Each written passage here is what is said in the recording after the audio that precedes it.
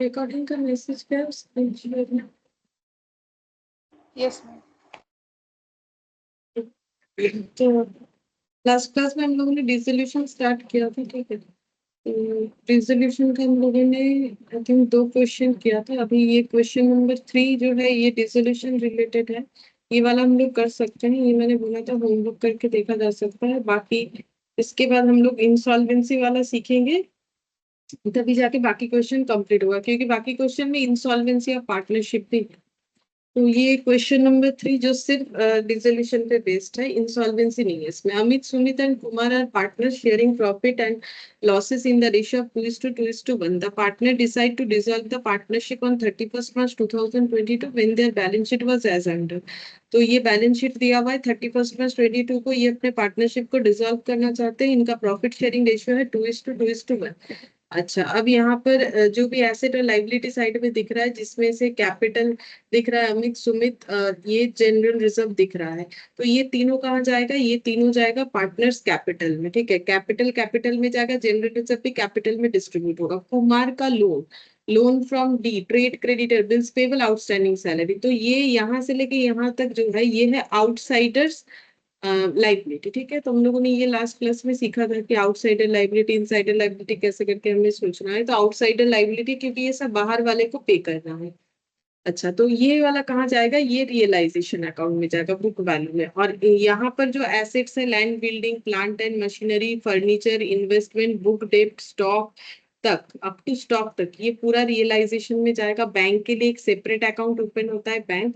Capital withdrawn है, कुमार का debit balance है, ये भी कैपिटल अकाउंट में जाएगा, चाहे नेगेटिव कैपिटल हो या पॉजिटिव कैपिटल का बैलेंस कैपिटल अकाउंट में जाएगा। अब ये लोन का एक अलग अकाउंट बनेगा, क्योंकि ये भी लाइबिलिटी है बट ये इनसाइडर लाइबिलिटी है, पार्टनर को देना है ये वाला, क्योंकि पार्टनर से लिया गया लोन है। तो लोन डी से भी लिया है, जो कोई बाहर वाला होगा, क्योंकि डी कोई पार्टनर का नाम नहीं है, लेकिन कुमार पार्टनर है जिससे लोन लिया गया है। तो इस ऑर्गेनाइजेशन ने दो दो दो लोन ले रखा है, एक अपने पार्टनर से, दूसरा जो है डी बोल के कोई है उससे ले रखा है। तो डी बोल के जिससे ले रखा है वो आउटसाइडर लाइबिलिटी है, कुमार्स लोन जो है वो है इनसाइडर लाइबिलिटी। तो एक्चुअली क्या होता है इसमें, सीक्वेंस ऐसे हो जाएगा, सारे आउटसाइडर लाइबिलिटी पे करने के बाद अगर पैसा बचेगा तो सबसे पहले कुमार का लोन पे किया जाएगा, फिर पैसा बचेगा तो पार्टनर लोगों का कैपिटल पे किया जाता है। अब यहाँ पर बोला है कि रियलाइजेशन एक्सपेंसेस 18,000 है, out of which 3,000 was borne by Amit. तो 18,000 रियलाइजेशन का खर्चा है, जिसमें से 3,000 जो है खर्चा बेयर कौन कर रहा है? यहाँ पर अमित कर रहा है। तो एंट्री उस हिसाब से हो जाएगा।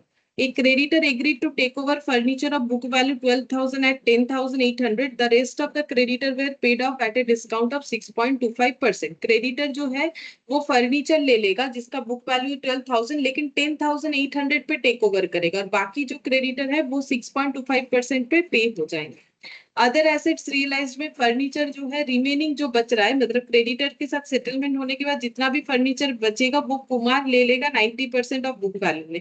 स्टॉक 120% ऑफ बुक वैल्यू में रियलाइज्ड होगा। बुक डेप्ट जो है 12,000 ऑफ डेप्ट proved bad, remaining were fully realised. 12,000 का जो है डेटर बेकार हो गया, मतलब लॉस हो गया है, और बाकी जो है वो फुल्ली रियलाइज्ड हो जाएगा। रियलाइजेशन, लैंड बिल्डिंग 1,65,000 में रियलाइज होगा। Investment taken over by Amit at 15% discount. Half of his loan D accepted plant and machine. तो डी का लोन के लिए डी ने क्या किया है? प्लांट मशीनरी, आधा लोन के लिए प्लांट मशीनरी एक्सेप्ट किया है, 7,500 कैश लिया है। The remaining amount was paid at a discount of 10%, और बाकी जो है 10% डिस्काउंट में पे ऑफ होगा। Bills payable were due on an average basis of 1 month after 31st March 2022, but they were paid immediately on 31st March at the rate of 6% discount per annum. तो bills payable जो है वो due हुआ है average basis पे of 1 month after 31st March 2022, मतलब 31st March 2022 के बाद जो है बिल्स पेबल हमें पे करना था, but they were immediately paid of on 31st March, but हम लोगों ने इसे 31st March को ही पे कर दिया। जो बिल हमें नेक्स्ट मंथ 31st March के बाद अप्रैल आता है तो अप्रैल में पे करना था, वो हम लोगों ने मार्च में पे कर दिया, तो हमें रिबेट मिलेगा, डिस्काउंट मिलेगा। और कितना मिलेगा बोल भी दिया, 6% डिस्काउंट पर एनम पे मिल जाएगा। तो बीपी हम लोगों ने अर्ली रिलीज किया तो हमें रिबेट मिल जाएगा, ठीक है। तो बीपी तो हम लोग ऑलरेडी बिल्स किए हैं, ठीक है।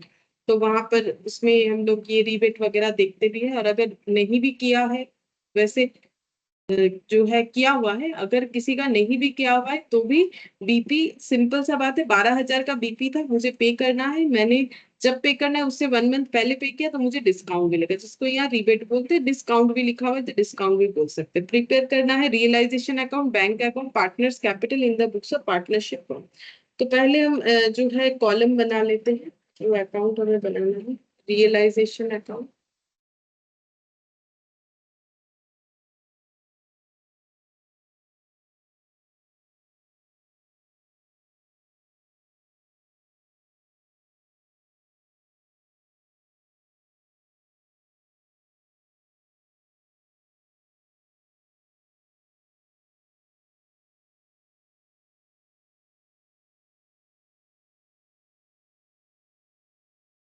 रियलाइजेशन अकाउंट, फिर इसके बाद पार्टनर्स कैपिटल अकाउंट,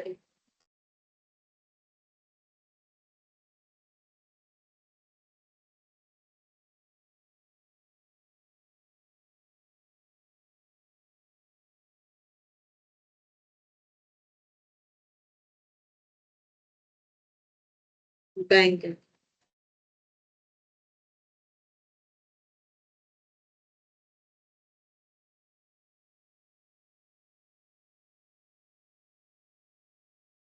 सबसे पहला स्टेप क्या था? सबसे पहला स्टेप है हमें सारे एसेट्स और लाइबिलिटीज को बुक वैल्यूज, मतलब बैलेंस शीट की बुक वैल्यू को हमें रियलाइजेशन में, ये प्रोसेस हमें फॉलो करना है जो हम लोगों ने लास्ट क्लास में लिखा है पूरा। तो यहाँ पर हम लोगों को सेटल करना है अपने एसेट्स को और लाइबिलिटीज को जीरो दिखाना है, इसका book value, book value zero दिखाने का मतलब एसेट हट जाएगा और बैलेंस शीट से एसेट हट जाएगा और लाइबिलिटी भी हट जाएगा, लेकिन कौन सा लाइबिलिटी? आउटसाइडर लाइबिलिटी, और एसेट में सारा हट जाएगा। ठीक है, तो अब यहाँ पर आ जाते हैं स्टार्टिंग में। तो सबसे पहले जब बिजनेस ही बंद हो जा रहा है तो एसेट लाइबिलिटीज भी जीरो हो जाने चाहिए। तो to land and building, to plant and machinery, तो हम यहाँ पर लिखेंगे to sundry assets,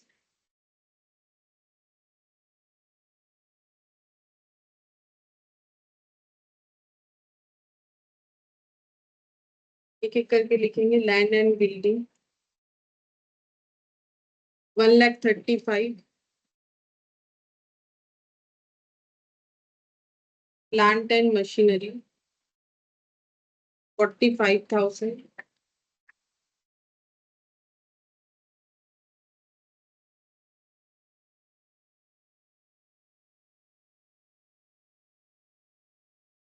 furniture 25,500,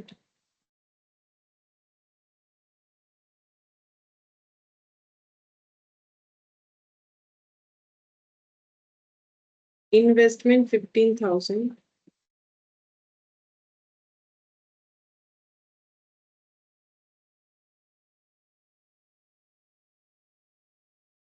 book debt 60,000,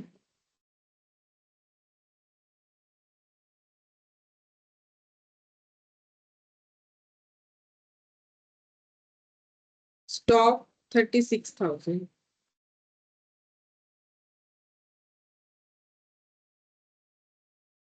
फिर है कैपिटल, बैंक है, बैंक का बैलेंस 13,500, तो बैंक, बैंक में चला जाएगा, बैंक अकाउंट में, to balance PT 13,500, capital withdrawn Kumar का है, तो अमित, सुमित और Kumar,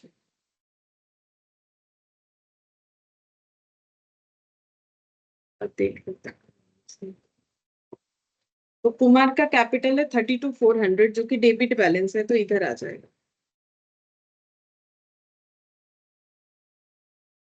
32,400।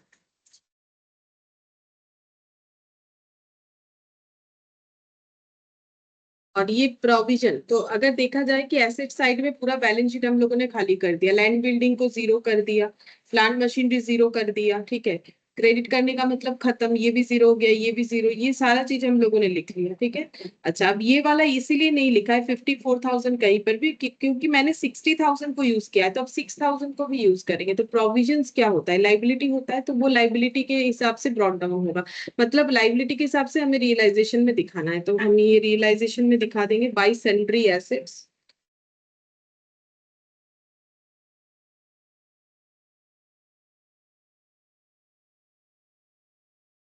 Sorry sundry liabilities.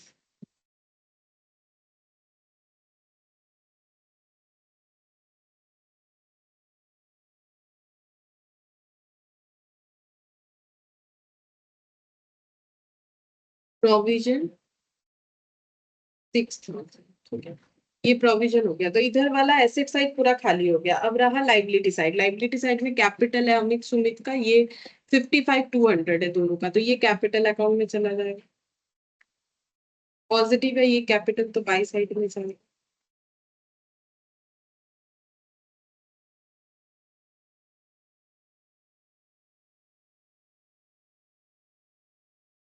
General reserve partner लोगों में डिस्ट्रीब्यूट होगा, तो by general reserve. Profit sharing ratio में होगा, जो कि है 2:1।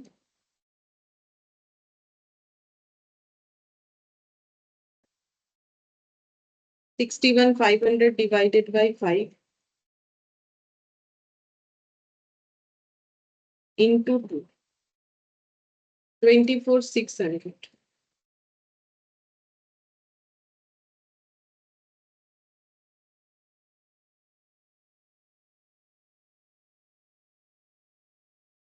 $12,300 ये जनरल रिजर्व डिस्ट्रीब्यूट हो गया। उसके बाद कुमार्स लोन, तो कुमार्स लोन का अलग से अकाउंट बनना चाहिए, ठीक है। जैसे कैश का अलग से अकाउंट बनता है, इसका रीजन था कि कैश या बैंक ये रियलाइजेशन में इसीलिए नहीं जाता है क्योंकि मतलब ये बेचने वाला चीज नहीं है। बाकी सारे एसेट्स बिक सकते हैं, बेच के पैसा आ सकता है, बट बैंक तो ऑलरेडी पैसा ही है, तो ये तो नहीं आएगा। तो ये लास्ट क्लास में हम लोगों ने देखा था, तो ये बैंक अकाउंट ये सोल्यूशन का पार्ट है, क्योंकि ये सब सोल्यूशन हमें करने के लिए बोला गया है कि मेनली ये 3 अकाउंट ही बना। अब कुमार्स लोन को क्योंकि हमें बनाने नहीं बोला है, तो इसको हम बनाएंगे यहाँ पर वर्किंग लोन। कुमार्स लोन, तो लोन है तो लाइबिलिटी होगा, opening balance by balance BD, ये हो जाएगा 15,000। लोन फ्रॉम डी, ये तो आउटसाइडर लाइबिलिटी है, तो जितने भी आउटसाइडर लाइबिलिटी वो रियलाइजेशन में जाएगा, तो लोन फ्रॉम डी यहाँ पर आ जाएगा।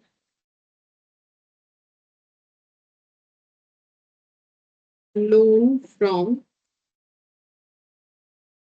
D 1,20,000। Trade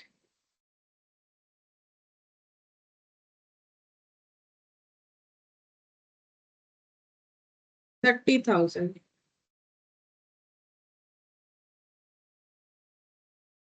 bills payable 12,000। Outstanding salary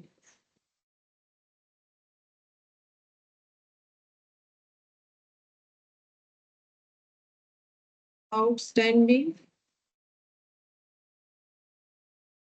salary outstanding salary है हम लोग का 7,500। तो इधर वाला भी पूरा खाली हो गया। ये जितना था हम लोगों ने सारा लिख लिया, ये भी जहां जहां जाना चाहिए था चला गया। अब जैसा जैसा ट्रांजैक्शन बोला है उस हिसाब से हमें चलना है। सबसे पहले रियलाइजेशन एक्सपेंसेस बोल रखा है 18,000, जिसमें से 3,000 बोर्न बाई अमित। तो हम यहाँ वर्किंग नोट करके दिखा देते हैं। Working note number 2, realisation expense. Realisation expense है 18,000। ये एक्सपेंसेस का 2 पार्ट करना है, एक पार्टनर ने पे किया है, एक जो है फिर बिजनेस से किया। 3,000 बोर्न बाय अमित, तो 3,000 जो है अमित यानी कि जो पार्टनर है उसने पे किया, तो बाकी बचता है 15,000। ये फर्म से गया होगा, तो एंट्री क्या हो जाएगा, जो अमित ने पे किया उसका एंट्री ऐसे हो जाएगा। एक्सपेंसेस तो दोनों केसेस में पे हुआ है, तो रियलाइजेशन एक्सपेंसेस अकाउंट डेबिट ये हो जाएगा रियलाइजेशन एक्सपेंस टू कैश या बैंक। मेरे पास लेजर शायद बैंक का था, तो मुझे बैंक लिखना चाहिए।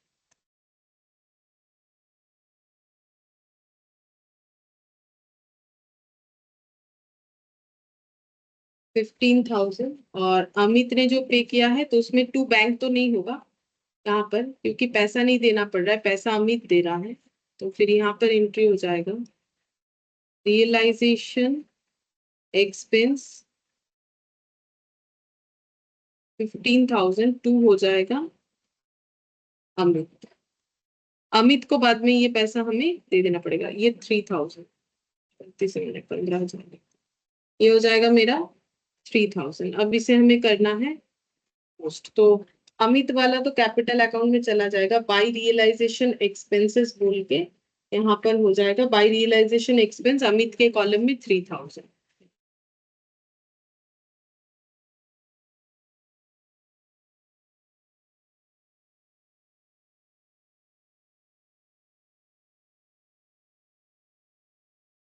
और ये वाला जो है ये रियलाइजेशन अकाउंट में जाएगा। एक्चुअली इसका एंट्री क्या होता है ये मैंने लास्ट क्लास में बताया था। यहाँ पर रियलाइजेशन का एक्सपेंस अगर पे करेंगे तो एंट्री ऐसा होना चाहिए, डिसोल्यूशन एक्सपेंसेस में expenses account debit to cash या बैंक हो जाएगा।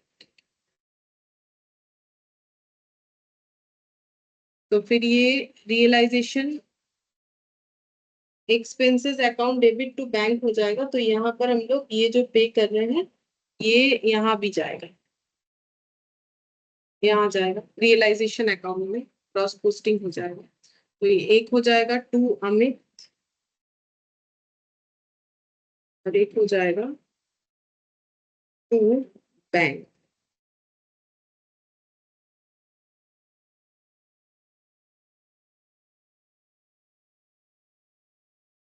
Realisation expense paid, realisation expense paid, यहाँ पर वर्किंग नोट नंबर 2,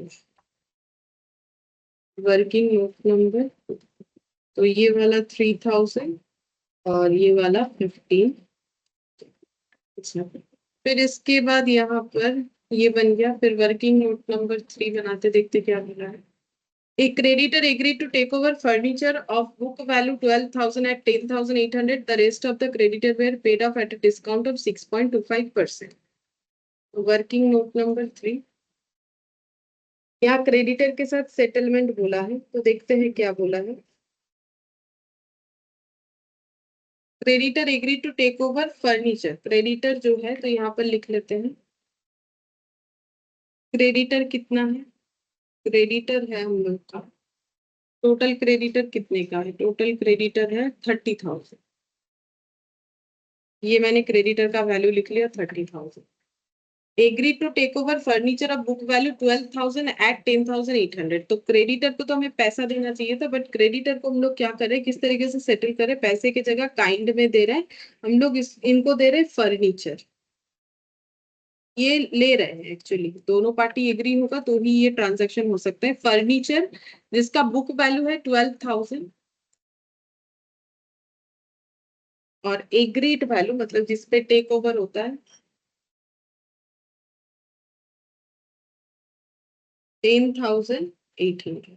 तो 30,000 में हमारा फिर सेटलमेंट कितने का हो रहा है, तो सेटलमेंट हो रहा है हम लोग का 10,800 रुपीज का। क्यों, क्योंकि अगर कोई 12,000 का फर्नीचर 10,800 में लेगा बोल रहा है, मुझे किसी को पैसा देना, तो मेरा 12,000 का एक फर्नीचर है, वो बोल रहे 10,800 में लेंगे, तो इसका मतलब मेरे साथ उसका लाइबिलिटी कितने का सेटल हुआ, 10,800 का। चाहे मेरा एसेट 12,000 का क्यों, 12 लाख का हो, उससे क्या फर्क पड़ता है। अगर कोई बोलेगा कि हम ये एसेट 10,800 में लेंगे और हम राजी हो जाते हैं, तो इसका मतलब मेरा लाइबिलिटी जो भी उसे पे करना था उसमें 10,800 से ही कम हुआ, तो सेटलमेंट इतने का हो। रिमेनिंग क्या करना है, रिमेनिंग जो क्रेडिटर को पे करना है, रिमेनिंग पेड कैसे पे होगा, इन कैश। यहाँ क्वेश्चन में बोल रखा है कि the rest of the creditor were paid off at a discount of 6.25%। तो remaining paid in cash at the rate of discount 6.25% पे। ठीक है, तो कितना हो जाएगा, 30,000 में से कितना सेटल हो गया है, 10,800 का लाइबिलिटी सेटल हो गया। तो बचा कितना, 30,000 माइनस 10,800, तो बच रहा है 19,200। इसको कैसे पे किया जाएगा, 6.25% के डिस्काउंट से।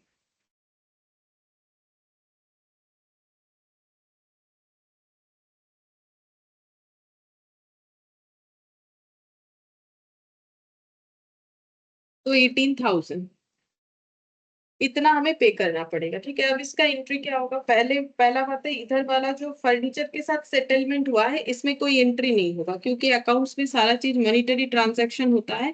तो ये मॉनिटरी ट्रांजैक्शंस तो नहीं है। हम लोगों ने कुछ एसेट देके उसके बदले कुछ अमाउंट का लाइबिलिटी सेटल किया, जो कि यहाँ पर 10,800 है। तो ये एक एक्सचेंज हुआ, एक्सचेंज में कोई मॉनिटरी ट्रांजैक्शन नहीं होता, इसलिए इस पे तो कोई एंट्री नहीं होगा। लेकिन हम लोगों ने जो 18,000 पे किया उसका ऑब्वियसली जर्नल एंट्री होगा। तो 18,000 पे किया तो टू बैंक होगा। ठीक है, पेमेंट कर रहे हैं। और जो यहाँ पर एंट्री, अब इसमें क्या होता था, हम लोगों ने क्या सीखा था कि सारे एसेट लाइबिलिटीज को जीरो कर दिया। तो ट्रेड क्रेडिटर 30,000 को हम लोगों ने जब यहाँ पर डेबिट किया तो वो जीरो हो गया। ठीक है, अब जब हम लोग उसके जीरो के बिहाफ में जितना भी पेमेंट करेंगे हमारे लिए लॉस है, तो रियलाइजेशन हम लोग का एक नॉमिनल अकाउंट है जो लॉस को बताता है। तो realisation account debit to cash या बैंक हो जाएगा। तो यहाँ बैंक यूज हो रहा है तो हमें टू बैंक करना पड़ेगा। तो यहाँ पर लिख देंगे to bank, paid to creditor. Working note number 3, paid to creditor, ये हो जाएगा 18,000। अच्छा, इसका बैंक में क्रॉस पोस्टिंग भी कर देते हैं। बैंक में हो जाएगा बाय रियलाइजेशन।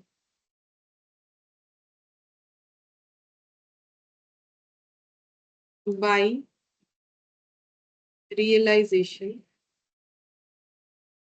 इसमें दो चीज आएगा, ये वाला भी क्रॉस पोस्टिंग कर देना चाहिए, रियलाइजेशन एक्सपेंस पेड और पेड टू क्रेडिटर।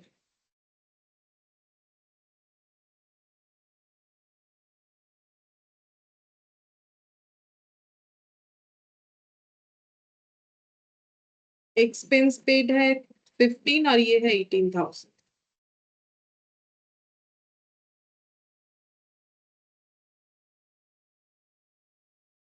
फिर इसके बाद देखते हैं, ये हो गया। नेक्स्ट हम लोग देखेंगे यहाँ पर the other assets realised as follows. तो फर्नीचर जो बचा हुआ है, अब बचा हुआ है ऐसा क्यों बोल रहा है, क्योंकि अभी अभी हम लोगों ने देखा फर्नीचर दे के हम लोगों ने जो है क्रेडिटर को सेटल किया। तो इसके बाद जो फर्नीचर बच रहा है उसका बात हो रहा है। ठीक है, तो उसके लिए क्या बोला है, remaining furniture taken over bye Kumar 90% of book value. ठीक है, तो देखते हैं इसमें फर्नीचर टोटल कितना था, कितना बचा।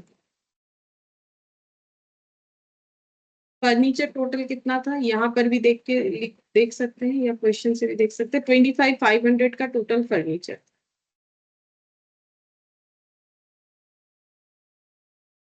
फिर यहाँ पर इसमें से सेटलमेंट हो चुका है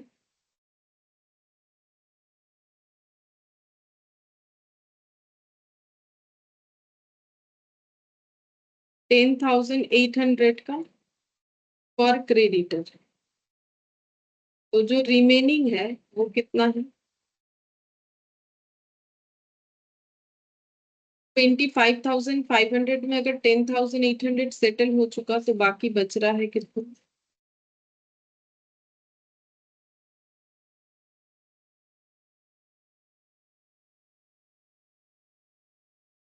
14,700। अब इतना फर्नीचर टेक ओवर कर ले रहा है कोई एक पार्टनर जो कि कुमार नाम से है, 90% ऑफ बुक वैल्यू पे। तो फिर टेक ओवर वैल्यू हो जाएगा, यानी एग्रीड वैल्यू, बुक वैल्यू का 90%, यानी 14,700 का 90% वैल्यू पे ये टेक ओवर, मतलब 10% कम वैल्यू पे, यानी 13,230 पे टेक ओवर होगा, टेक ओवर वैल्यू। और ये टेकन बाय कुमार है। तो इसका क्या एंट्री होगा, तो अगर कुमार ने ये टेक ओवर किया है तो फिर पहला बात है, अगर ये हमें बेच के पैसा मिलता तो हम लोग लिखते बैंक टू रियलाइजेशन। अब कुमार ने टेक ओवर किया तो पैसा तो नहीं मिलेगा। ठीक है, तो उसकी जगह कुमार को जो भी पेमेंट है उसमें कम पेमेंट करेंगे, तो कुमार के अकाउंट को डेबिट करना पड़ेगा। तो हो जाएगा Kumar capital account debit to realisation हो जाएगा। तो यहाँ पर लिखेंगे बाय कुमार कैपिटल अकाउंट।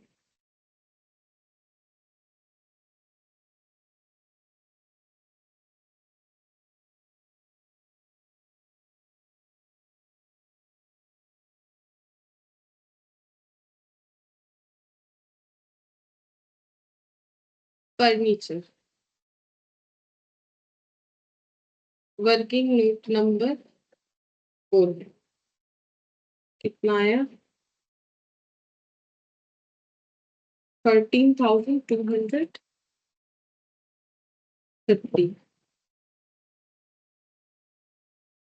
चलिए सेकंड में देख लेते हैं एक बार रिमेनिंग। अच्छा फर्नीचर कितना था, हम यहाँ पर चेक चेक कर लेते। फर्नीचर टोटल मैंने सब ठीक लिखा है, 25,500 का था, ठीक है। फिर उसमें से सेटलमेंट, ओ ओ मैंने गलत एक चीज कर दिया। सेटलमेंट 10,800, ये तो एग्रीड वैल्यू था, बुक वैल्यू तो 12,000 है ना। Sorry, ये वाला होगा, बुक वैल्यू करना पड़ेगा ना, क्योंकि मेरा ये तो बुक वैल्यू है। तो मेरा सेटलमेंट जो हुआ फॉर क्रेडिटर, उसमें बुक वैल्यू कितना था 12,000, ठीक है। तो फिर अभी मेरे पास बैलेंस शीट में जितना फर्नीचर बचना चाहिए, जबकि बैलेंस शीट तो पूरा जीरो हो चुका है, जस्ट बोलने का बात है कि मेरा 25,500 का जो एसेट्स था उसमें से 12,000 का एसेट चला गया, क्योंकि मेरा बुक वैल्यू तो 12,000 था। अब लेने वाला मुझे 10,800 दिया, वो बात अलग है, लेकिन मेरे पास से तो मेरा 12,000 वाला ही एसेट खत्म हुआ। अब एसेट कितना बचेगा 13,500, उसका 90% लगा। यहाँ पर हो जाएगा 13,500 माइनस 25,500, 12,000। 12,000 का 90% यानी 10,000। ये 25,500 माइनस 12,000। ओ मैंने लिखते लिखते कौन सा क्या लिखते हैं? ये तो 12,000 है। ये बुक वैल्यू 12,000 है, तो ये 12,000 माइनस होना चाहिए, तो बच रहा है 13,500। 13,500 में 90% बुक वैल्यू से ये टेक ओवर होगा, तो ये हो जाएगा 12,150, ये आंसर होना चाहिए। तो यहाँ पर गलत क्या हो गया था, मैंने 10,800 दे दिया था, जो कि पूरा गलत है। क्यों क्यों गलत है, क्योंकि फर्नीचर जो है इसका बुक वैल्यू है 25, मतलब बैलेंस शीट में 25,500 का दिख रहा है, जिसमें से 12,000 बुक वैल्यू का एसेट कोई लेके गया, बट वो 12,000 का चीज 10,800 में लेके गया, ठीक है। लेकिन मेरा बैलेंस शीट से तो 25,500 में से 12,000 चला गया, तो बचना कितना चाहिए 13,500। अब ये वाला कितने में टेक ओवर हुआ है, ये 13,500 का चीज 13,500 में टेक ओवर नहीं हुआ, 12,150 में हुआ है, क्योंकि क्वेश्चन बोला है 90% ऑफ बुक वैल्यू पे टेक ओवर हुआ है। तो यहाँ पर मुझे वैल्यू लिखना पड़ेगा 12,150। ये गलत हो रहा था, ठीक है, वैल्यू गलत हो रहा था। उसके बाद नेक्स्ट यहाँ पर जो है स्टॉक जो है रियलाइज्ड 120% ऑफ बुक वैल्यू। तो स्टॉक रियलाइज्ड मतलब मार्केट में बिक गया, तो बैंक अकाउंट डेबिट क्या हो जाएगा टू, स्टॉक तो चला गया, अब स्टॉक क्रेडिट थोड़ी ना करेंगे, क्योंकि स्टॉक ऑलरेडी क्रेडिट हो चुका है रियलाइजेशन में। बेच के प्रॉफिट है कि लॉस, जो स्टॉक जैसे ही मैंने रियलाइजेशन में स्टॉक को क्रेडिट किया, स्टॉक जीरो हो गया। अब जीरो वैल्यू वाला चीज पे अगर मुझे 120% ऑफ बुक वैल्यू रियलाइज होगा, तो मेरे लिए पूरा का पूरा प्रॉफिट है, तो एंट्री हो जाएगा बैंक टू रियलाइजेशन, ठीक है। तो यहाँ पर हम लोग लिखेंगे बाई बैंक। बाई बैंक बोल के यहाँ पर हो जाएगा स्टॉक रियलाइज्ड। तो कितने में रियलाइज्ड हुआ है, बुक वैल्यू जो था उस पे 120%, तो बुक वैल्यू है 36,000, इस इसका वैल्यू का 120% रिकवर हुआ है, इतने वैल्यू का मतलब 100% तो 36,000 ही होता है, इससे भी 20% ज्यादा मिला है, ठीक है।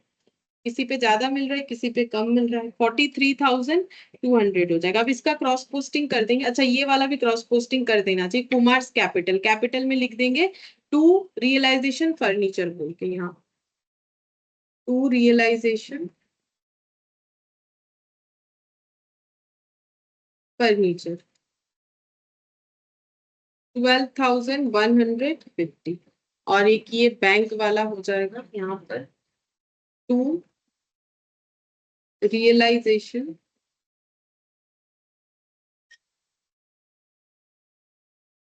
स्टॉक 43,200। अच्छा फिर इसके बाद बोला है बुक डेप्ट 12,000 ऑफ डेप्ट proved bad remaining were fully realised. तो बुक डेप्ट में 12,000 जो है वो बैड हो गया है, बाकी फुल्ली रियलाइज्ड है। तो देखते हैं बुक डेप्ट कितना था, ये बिना वर्किंग नोट के यहाँ भी हो जाएगा। बाकी रियलाइज्ड, रियलाइज्ड होने का मतलब पैसा मिल गया, तो बैंक टू रियलाइजेशन, तो यहाँ पर हो जाएगा बाई बैंक। सबसे पहला बात है बुक डेप्ट था कितना, बुक डेप्ट था हम लोग का 60,000। 60,000 में 12,000 हम लोग का फुल्ली बैड हो गया, बाकी रियलाइज्ड हो गया, तो बाकी अमाउंट कितना हो रहा है 48,000। ये बैंक में लिखेंगे later realized.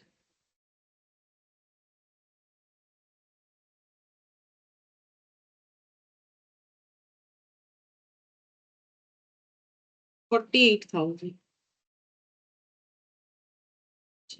फिर नेक्स्ट देखते हैं, land and building realised 1,65,000, land building बेच के 1,65,000 मिल गया, तो फिर bank account debit to realisation 1,65,000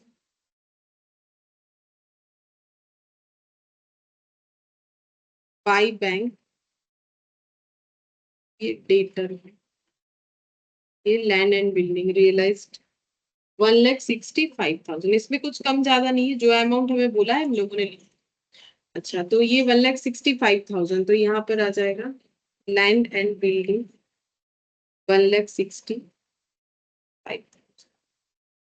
realised. Investment taken over by Amit at 15% discount, तो इन्वेस्टमेंट टेक ओवर हो गया है, तो इन्वेस्टमेंट तो पहले ही बुक से हट गया, तो अब अगर 15% डिस्काउंट में ले रहा है, तो जो वैल्यू जीरो था, अगर 15% डिस्काउंट में ले या जितने भी परसेंट डिस्काउंट मिले, पूरा ही हमारे लिए प्रॉफिट है। लेकिन अगर बेचते तो बैंक डेबिट टू रियलाइजेशन करते, क्योंकि अमित ले रहा है तो अमित के कैपिटल को डेबिट करेंगे, क्योंकि उसको उतना अमाउंट कम पे करेंगे जितने का वो इन्वेस्टमेंट लेगा, तो Amit account debit to realisation, तो रियलाइजेशन में हो जाएगा by Amit account.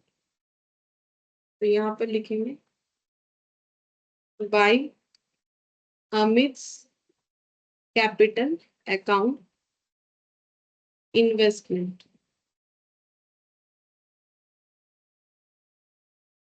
Taken value कितना हो जाएगा, जो भी वैल्यू है उसका 15% डिस्काउंट में, तो इन्वेस्टमेंट है 15,000 माइनस 15,000 इंटू 15% डिस्काउंट, तो 15,000 का 15% माइनस 15,000 12,750, ये क्रॉस पोस्टिंग कर देंगे कैपिटल अकाउंट में टू रियलाइजेशन में।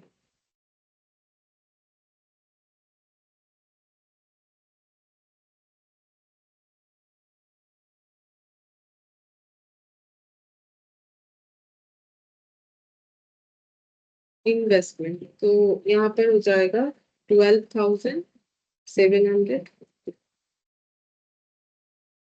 फिर इसके बाद for half of his loan D accept plant and machinery 7,500 cash, the remaining amount was paid at a discount of 10%। इसके लिए वर्किंग नोट बना लेंगे, working note number 5, D's loan. D's loan का settlement कैसे होगा, तो डी का loan था कितना, देख लेते हैं यहाँ पर, डी का लोन था 1,20,000।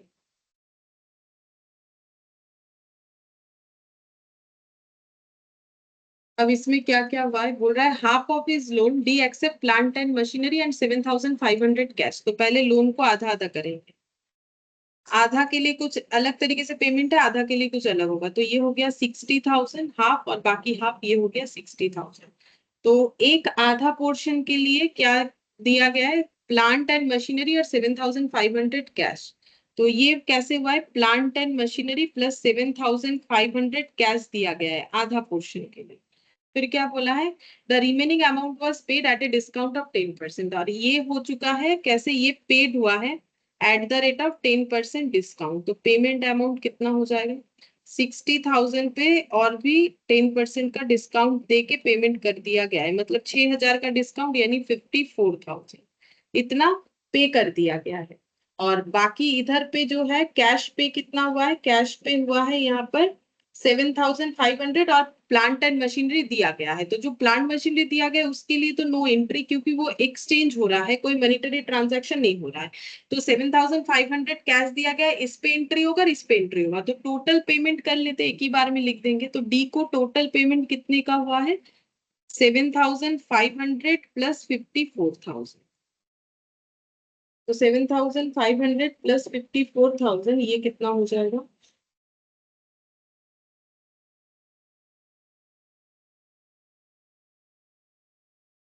61,500, तो टोटल इतना पेमेंट किया गया है डी के लोन के लिए, तो एंट्री क्या हो जाएगा, टू बैंक होगा और रियलाइजेशन डेबिट हो जाएगा, तो रियलाइजेशन डेबिट टू बैंक 61,500 यहाँ पर हो जाएगा। To bank please loan paid, working note number 5 है शायद, देख लेंगे, तो 61,500। अब बैंक में cross posting please loan paid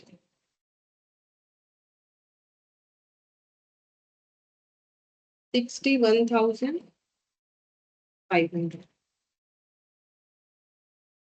working note number 5। फिर उसके बाद bills payable were due on average basis of 1 month after 31st March 2022, but they were paid immediately on 31st March at the rate of 6% discount per annum।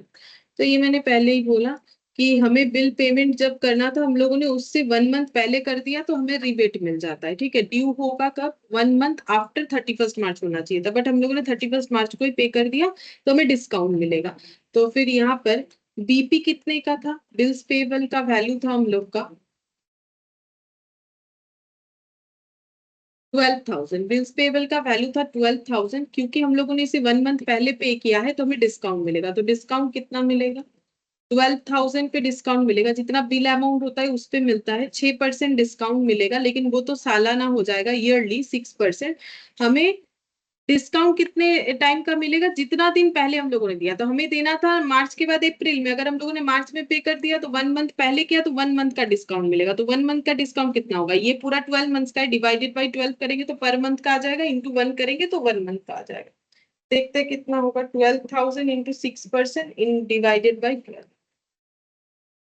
Into 6% divided by 12, तो ये हो जाएगा 60 rupees, ठीक है। तो कितना हो जाएगा, बीपी का पेड अमाउंट हो जाएगा कितने रुपए का, बीपी फिर पे करना पड़ेगा 12,000 में 60 रुपए नहीं पे करना, 11,940 रुपीज पे करना पड़ेगा। तो बीपी पे करेंगे तो एंट्री क्या हो जाएगा, टू बैंक होगा, पैसा तो जाएगा, और रियलाइजेशन डेबिट हो जाएगा, तो realisation account debit to bank, to bank BP paid, working note number 6, 11,900। अब ये यहाँ पर आ जाएगा क्रॉस पोस्टिंग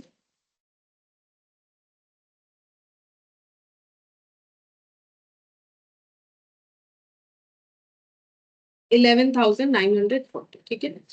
अच्छा, अब अगर हम लोग चेक करें तो यहाँ पर दिख रहा है कि लैंड बिल्डिंग हमारा सेल हो गया, प्लांट एंड मशीनरी का भी सेटलमेंट हुआ, ठीक है। प्लांट मशीनरी में जो है अ, यहाँ पे सेटलमेंट हुआ था शायद, नहीं हाँ हुआ था, प्लांट मशीनरी का डी के लोन के साथ कुछ सेटलमेंट हुआ था, बाकी कुछ हमें बोला नहीं है कि बाकी का प्लांट मशीनरी क्या होगा। फर्नीचर का सेटलमेंट हुआ, इन्वेस्टमेंट टूक ओवर हो गया, बुक डेप्ट में कुछ मिला, कुछ बैड डेप्ट हो गया, स्टॉक भी टेकन ओवर हो गया, मतलब बेच दिया गया, रियलाइज हुआ।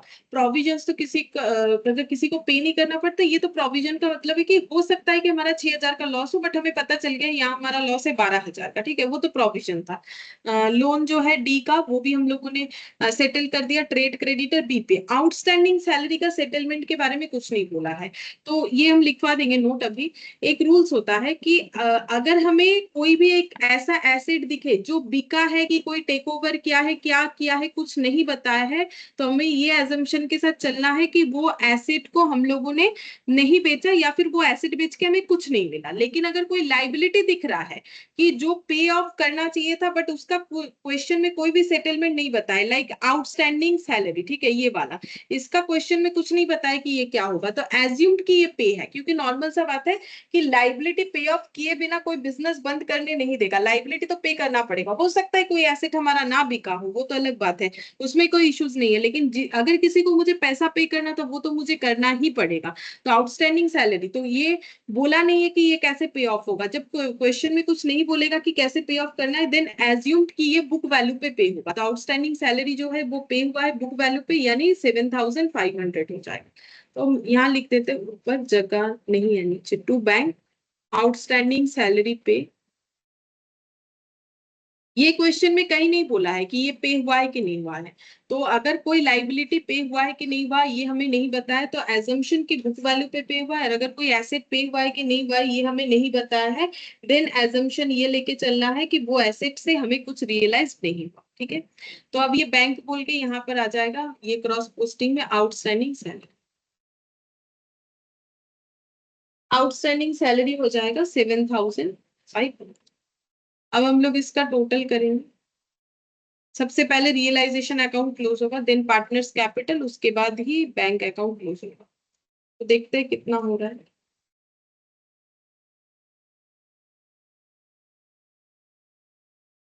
चेक करते हैं। 6,000 plus 1,20,000 plus 30,42,000 plus 7,500 plus 12,150 plus 43,200 plus 48,000 plus 1,65,000 plus 12,700 4,56,600 minus 1,35,000 minus 45,000 25,500 15,000 60 36 7,500 15 और 3 18 फिर से 18 है 61,500 11 9 23,160 प्रॉफिट आ रहा है, इधर आया है 45,660। तो ये रियलाइजेशन प्रॉफिट पार्टनर लोगों में डिस्ट्रीब्यूट हो जाएगा। तो यहाँ पर लिखेंगे to profit transfer to partners capital. Partner कौन कौन है? ए ए अमित, सुमित और कुमार। प्रॉफिट शेयरिंग रेशियो कितना है उतने में डिस्ट्रीब्यूट होगा। तो प्रॉफिट शेयरिंग रेशियो था आई थिंक 2:1। 2:1 तो डिवाइडेड बाई 5 4,632। तो 2:1 तो ये वाला तो 4,632 हो जाएगा, बाकी इसका डबल हो जाएगा 9,264 9,264। अब ये रियलाइजेशन का प्रॉफिट पार्टनर लोगों को बिलोंग करता है तो पार्टनर्स कैपिटल में आ जाएगा बाय रियलाइजेशन।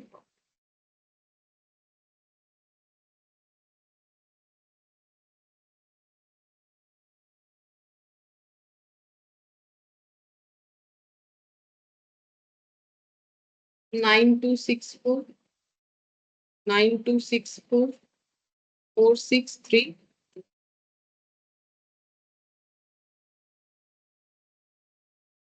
अच्छा, अब पार्टनर्स कैपिटल को क्लोज करना पड़ेगा।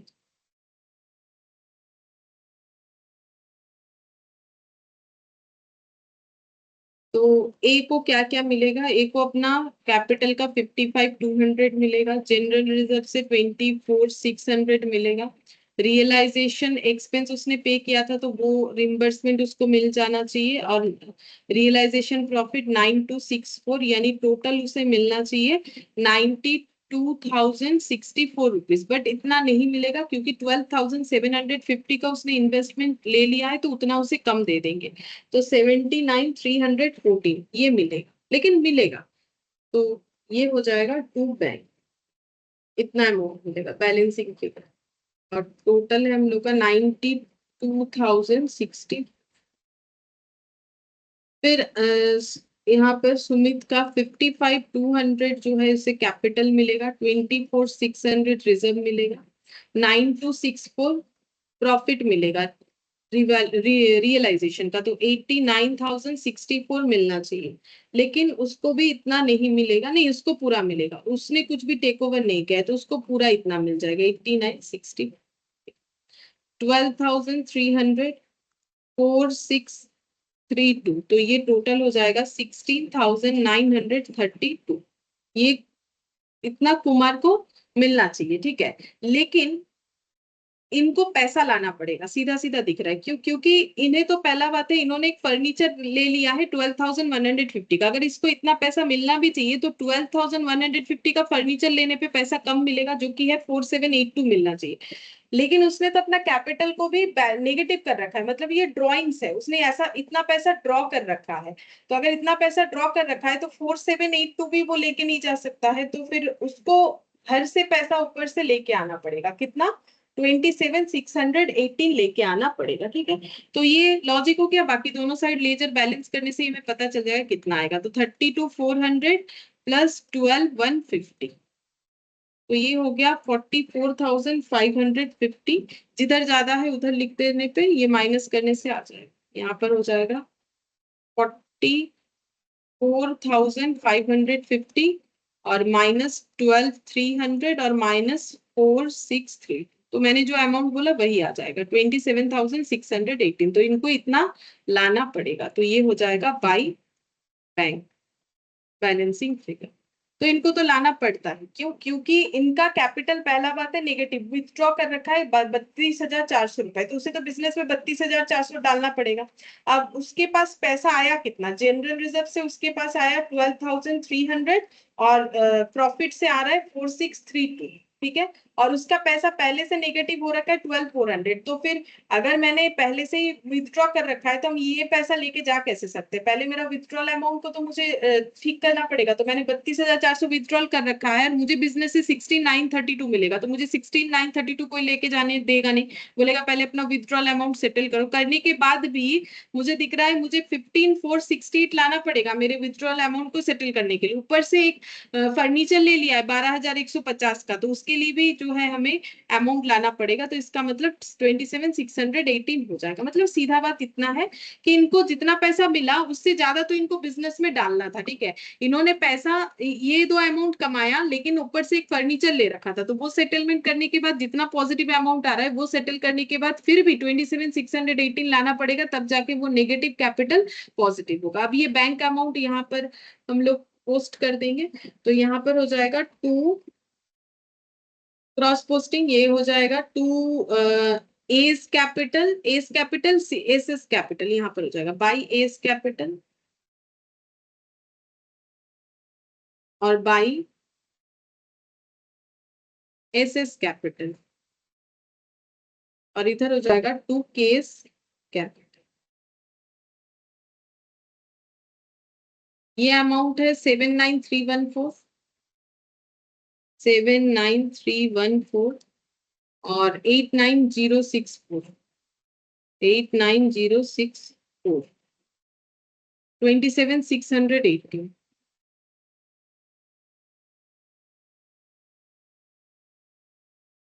दोनों साइड टैली हो जाना चाहिए, कैश अकाउंट या बैंक अकाउंट टैली हो जाता है।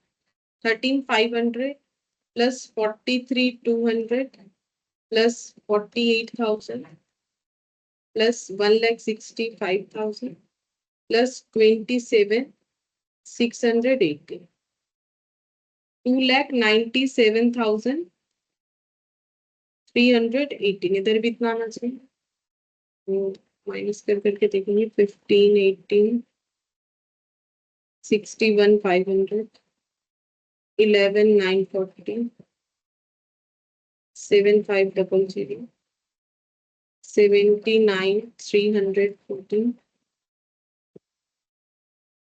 अभी तो नहीं कुछ छूट गया है, बाई साइड में कुछ छूटा है, या फिर मेरा कैलकुलेशन गलत है। ओ, ये वाला नहीं लिखा, ये 7,500 नहीं लिखा, शायद आउटस्टैंडिंग सैलरी नहीं लिखा है। तो देख लेते कितना सारा अमाउंट जाना चाहिए। 1, 2, 3, 4, 5, 6, 6 अमाउंट रियलाइजेशन से जाना चाहिए। 1, 2, 3, 4, 5, हाँ कुछ नहीं लिखा है, छूट गया। क्या छूट गया है मेरा? 7,500। अच्छा, ये 3,000 तो अमित वाले कॉलम में जाएगा, तो 5 ही होना चाहिए, 5 तो लिख दिया, और ये कैपिटल तब कैलकुलेशन करना है, तो देख लेते हैं। 15,000 प्लस 18,000 प्लस 61,500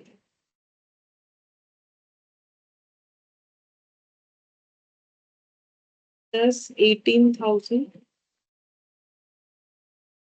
कैलकुलेटर में गलत है, 16, 18, 61,500 प्लस 11,900 प्लस 7,500 प्लस 79,314 प्लस 8,9,064। अच्छा, 2,82,318 आ रहा है। कितने का डिफरेंस आ रहा है चेक करते हैं। 2,97,318, तो डिफरेंस हम लोग का 15,000 का आ रहा है। अच्छा, एक सेटलमेंट अभी भी बाकी है, कुमार्स लोन, वो 15,000 का ही है। तो हमें ये देखना है क्या हमारे पास पैसा बच रहा है। बिल्कुल बच रहा है। अगर हम लोगों ने देखा कि हमारे पास टोटल पैसा कितना आया, इतना आया कैसे, पहले हमारे पास इतना बैलेंस था और स्टॉक डेटर और लैंड एंड बिल्डिंग बेच के इतना आया, के ने इतना पैसा लाया, तो ये टोटल अमाउंट हमारे पास जमा पड़ा 2,97,318। उसमें से हम लोगों ने ये खर्चा पे किया, क्रेडिटर को पे किया, डी का लोन पे किया, बीपी पे किया, सैलरी पे किया, ये दो पार्टनर को पैसा मिलना चाहिए था, ये दो पे किया। पे करने के बाद भी हमारे पास अमाउंट बच जा रहा है कितना, 15,000। ठीक है, हमारे पास अमाउंट बच जा रहा है 15,000। तो ये 15,000 से हमें क्या करना है, अगर पैसा बच गया है तो पार्टनर का लोन हमें पे करना पड़ेगा। तो यहाँ पर लिखेंगे लोन पे करने का एंट्री, लोन टू बैंक, यानी कुमार्स लोन टू बैंक, तो ये हो जाएगा 15,000। तो अगर ये लोन वाला नहीं होता तो ये बाई बैलेंस सीडी बोल के दिख जाता कि पार्टनर लोगों के पास, ये सीडी बोल के तो लिख नहीं सकते क्योंकि बिजनेस बंद हो जा रहा है। वो पैसा जो है पार्टनर लोगों में डिस्ट्रीब्यूट हो जाता है। पहला बात है वैसा होगा ही नहीं, अगर होगा तो वो यहाँ पर ही कैश हमें ऑलरेडी इसी फिगर में इंक्लूडेड हो जाएगा। तो इसका मतलब कुछ ना कुछ अभी भी हमें पे करने का बाकी रहा होगा, क्योंकि कैश अकाउंट टैली हो जाता है जब बिजनेस बंद होता है। सारी चीजों को अगर हम लोग सही तरीके से लिखे तो हमारे पास 15,000 बच रहा था, तो जरूर कुछ पे करना 15,000 का बाकी रह गया होगा, जो कि है कुमार्स लोन। तो यहाँ पर लिख देंगे बाय कुमार्स लोन, क्योंकि रूल्स ये है कि पार्टनर से अगर लोन लिया गया है तो वो हम लोग कब पे करते हैं, आउटसाइडर सारा चीज पे हो जाने के बाद अगर हमारे पास पैसा बचता है तो हम लोग पार्टनर का उस लाइबिलिटी को भी पे कर देते हैं। पहले आउटसाइडर को पे करना पड़ता है। ठीक है, तो आउटसाइडर में ये लाइन पे लगे थे, एक्सपेंस, क्रेडिटर, लोन, डी का लोन, बीपी, आउटस्टैंडिंग सैलरी। ठीक है, और पहले लोन पे होगा, उसके बाद पार्टनर लोगों को अगर पैसा मिलेगा तो वो पे होता है। ठीक है, तो यहाँ सेटलमेंट हो गया क्योंकि सारा चीजें हम लोग आराम से पे कर पाए। ठीक है, तो ये हम लोग का कंप्लीट हो गया। एक कंप्लीट क्वेश्चन था, बहुत सारा इसमें ट्रांजैक्शंस भी था। तो सिंपल जो रियलाइजेशन हम लोग करते हैं विदाउट इंसॉल्वेंसी, वो हम लोग का कंप्लीट हुआ, क्योंकि यहाँ पर हमारे पास ये 3 क्वेश्चन ही था, जिसमें से ये तो काफी अच्छा था ये वाला क्वेश्चन कि कैसे करके हमें डिटेल्स में दे सकता है। ठीक है, अब हम लोग पढ़ेंगे इंसॉल्वेंसी ऑफ पार्टनर, जो मैंने लास्ट क्लास में बोला था कि इंसॉल्वेंसी इसके बाद हमें पढ़ना पड़ेगा। बाकी क्वेश्चन जो भी है मेरे पास यहाँ पर वो इंसॉल्वेंसी से ही रिलेटेड है। ठीक है, जिसमें से यहाँ पर ये 2 वाला होगा, 3 तो ऑलरेडी हम लोग, 1 वाला तो 3 कर चुके हैं, आज 1 तो लास्ट क्लास में कर लिया था, ये वाला PQR वाला। ठीक है, पहले इंसॉल्वेंसी समझा देते हैं, उसके बाद देखेंगे कौन सा question. Insolvency of partner.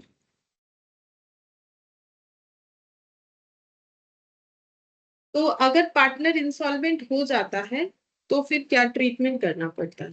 If a partner becomes insolvent and fails to pay his debit balance of capital account,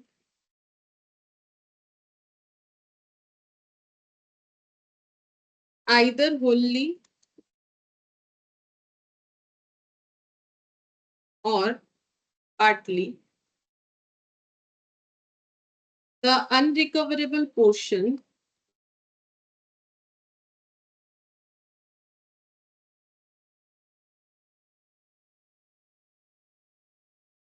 is a loss to be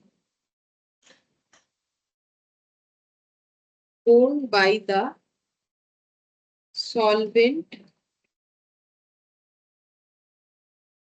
partner। समझाते हैं, बोल रहा है कि अगर कोई भी एक पार्टनर इंसॉल्वेंट हो जाता है और इंसॉल्वेंट हो गया है और ऐसा उसका हालत है इंसॉल्वेंसी के बाद कि वो उसका कैपिटल का डेबिट बैलेंस को भी वो पार्टली या फुल्ली पे नहीं कर सकता। इसका मतलब क्या हो गया, अभी अभी हम लोगों ने जो क्वेश्चन किया यहाँ पर अगर हम लोग देखेंगे तो पार्टनर्स कैपिटल में ए और एस का कैपिटल पॉजिटिव था, ये था क्रेडिट बैलेंस, ठीक है, और ये डेबिट बैलेंस था, नेगेटिव बैलेंस था। अभी हम बोल रहे थे ना कि नेगेटिव बैलेंस, डेबिट बैलेंस। तो ये कुमार जो है ना ये इंसॉल्वेंट नहीं हुआ है, ठीक है। कैसे पता चला, क्योंकि इसने क्या किया, इसको पैसा लाना पड़ा, क्योंकि जो बिजनेस में इसका सेटलमेंट दिखा कि इसको रिसीवेबल तो बस इतना है, ठीक है, जिसमें से एक फर्नीचर ले रखा है तो रिसीवेबल अमाउंट में से इतना अमाउंट बाकी पार्टनर लोग माइनस करने के लिए बोलेंगे कि भाई 12,300 और 4,632 आपको मिलने वाला है, ठीक है। तो ये टोटल करके जितना भी होता है इसमें से हम लोग आपको ये अमाउंट नहीं देंगे, हम लोग 12,150 रुपए कम देंगे। क्यों कम देंगे, क्योंकि आपने एक 12,150 का फर्नीचर ले रखा है, ठीक है। तो यहाँ पर सेटलमेंट कैसा हुआ, 16,932 इन्हें मिलना चाहिए था, लेकिन इन्हें 12,150 पार्टनर लोग नहीं देंगे क्योंकि इन्होंने उतने का फर्नीचर ले रखा है। तो फिर इन्हें कितना मिलना चाहिए था, 4,782। अब ये भी ये लेके नहीं जा सकते बिजनेस से पैसा निकाल के, क्यों, क्योंकि इन्होंने अपने कैपिटल का डेबिट बैलेंस मतलब ऑलरेडी बिजनेस से 30,400 ड्रॉ कर रखा है, तो इन्हें 30,400 रिटर्न बैक देना पड़ेगा। तो पार्टनर बोलेंगे ठीक है आप ये 4,782 मत लेके जाइए और बाकी जितना कम पड़ रहा है वो लेके आइए। मतलब इनको कितना लाना है, 30,400, जिसमें से 4,782 इन्हें बिजनेस से मिलेगा, तो ये बोल रहे ठीक है ये रहने देते हैं, बाकी अमाउंट हम लेके आते हैं जितना कम पड़ रहा है। तो कम कितना पड़ रहा है, कम पड़ रहा है 27,618, जो यहाँ पर मैंने दिखाया। तो अब ये लेके आ पाए तभी तो मैंने बाई बैंक का एंट्री किया, क्योंकि क्वेश्चन में बोला नहीं था कि कुमार इंसॉल्वेंट है। तो इसका मतलब ये जो अमाउंट यहाँ डेफिसिट दिख रहा है ना 27,618 इन्हें लाना पड़ेगा, तो ये लेके आ पाए, बाई बैंक बोल के दिखाया।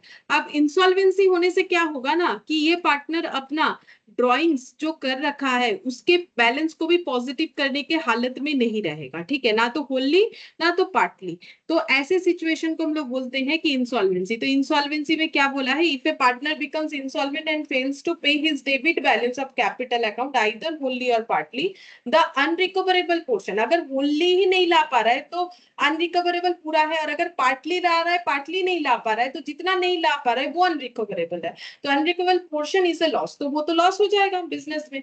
तो वो लॉस कौन बियर करेगा, तो बोल रहा है वो लॉस बियर करना पड़ेगा सॉल्वेंट पार्टनर को, जो दो पार्टनर सॉल्वेंट होंगे, दो तीन जो भी होंगे, तो उनको बियर करना पड़ेगा। जैसे कि इस क्वेश्चन बाई चांस अगर कुमार अपना ये जो बैलेंस है ये नहीं ला पाते, मतलब उनको लाना था सारे सेटलमेंट के बाद 27,618, अगर ये नहीं ला पाते तो इसमें बिजनेस में लॉस हो जाता। क्यों लॉस हो जाता, ये पैसा आया तभी तो, ये पैसा यहाँ इंक्लूड हुआ तभी तो हम लोग इतने सारे खर्चे पे कर पाए। अगर ये पैसा हमारा नहीं आता, ये डेफिसिट होता, तो हम लोग ये सारे खर्चे पे नहीं कर पाते। कैसे, क्योंकि फिर मेरा टोटल कैश बैलेंस कितना निकलता, 297,318 में अगर 27,618 नहीं ला पाते, ठीक है, मतलब कुमार अगर नहीं लाते तो ये पैसा नहीं आता, ये पैसा नहीं आता, तो क्या हम लोग सारा खर्चा पे कर पाते, चेक करके देखते हैं। हम लोग 15,000 तो पे कर देते, ठीक है, 18,000 भी पे कर देते, ठीक है, फिर उसके बाद 61,500 भी पे आउट कर देते, 11,940 भी कर देते पे, ठीक है, 7,500 भी पे कर देते, एक पार्ट कुमार का लोन भी पे कर देते, चलो 15,000, ठीक है। इसके बाद 79,314 ये भी पे हो जाता, और 89,064 ये पे नहीं होता, तो कितने का डेफिसिट दिख जाता, यही जो नहीं ला पा रहे, ठीक है, 27,618 मेरा कम होता, सारा चीज पे होके सेटल नहीं होता। तो यहाँ पर ये सेटल नहीं होने पे जो 27,618 का जो डेफिसिट दिखता या जो लॉस दिखता वो कौन बियर करता, जो सॉल्वेंट पार्टनर रह जाते, जैसे कि यहाँ पर ए और एस ये सॉल्वेंट है। कैसे पता चला, क्योंकि इनका कैपिटल का कोई डेबिट बैलेंस नहीं है। अगर किसी के कैपिटल का डेबिट बैलेंस है और क्वेश्चन में भी बोल रखा है कि भाई ये इंसॉल्वेंट है, तो हम लोग उसे इंसॉल्वेंट मानेंगे। तो इंसॉल्वेंसी में यही होता है कि पार्टनर का ऐसा हालत होता है कि वो अपना डेबिट बैलेंस को भी पे ऑफ नहीं कर सकता, ना तो होली ना तो पार्टली। इसके वजह से जो लॉस होता है वो रहने वाले, मतलब जो पार्टनर रह गए सॉल्वेंट पार्टनर, उन्हें पे ऑफ करना पड़ता है, ठीक है। अब ये जो है ये गार्नर वर्सेस मॉरेबल के केस लॉ है, उस पे बेस्ड है। यहाँ पर जो अकाउंटिंग ट्रीटमेंट हमें फॉलो करना पड़ेगा। तो ये एक स्टोरी है 1904 में, ठीक है, एक केस आया था गार्नर वर्सेस मोरे, मोरे या मोरे जो भी बोला जा सके, ठीक है। ये केस हुआ था इंग्लैंड में। पार्टनरशिप बिजनेस का ही था एक्चुअली। 3 पार्टनर थे, एक गार्नर मोरे और एक हो जाता है विल्किंस, ठीक है। विल्किंस के लिए ये केस बना था, बट विल्किंस का नाम हमें नहीं दिया जाता क्वेश्चन में। जो केस बना उसका नाम ही हो गया है गार्नर वर्सेस मोरे, जबकि प्रॉब्लम विल्किंस की वजह से हुआ था। विल्किंस क्या हो गया था, विल्किंस का कैपिटल था बिजनेस में डेबिट, मतलब नेगेटिव में था, और वो हो चुका था इंसॉल्वेंट, ठीक है। वो हो चुका था इंसॉल्वेंट, उसके पास किसी तरीके का पैसा वैसा नहीं था कि वो लेके आए। तो इस वजह से बिजनेस में क्या दिखा, लॉस दिखा, क्योंकि जरूरत पड़े तो पार्टनर को तो लेके आना पड़ेगा। अब वो इंसॉल्वेंट ही हो गया तो वो अपना प्राइवेट एसेट भी कहाँ से लाएगा, इंसॉल्वेंट हो गया है तो लॉस हो गया। अब ये लॉस बियर कौन करेगा, गार्नर और मोरे करेगा। ऐसा जो है राय किसने सुनाया, जो जज थे, मतलब जो जज थे उन्होंने बोला, जज का नाम था जस्टिस जोई, ठीक है।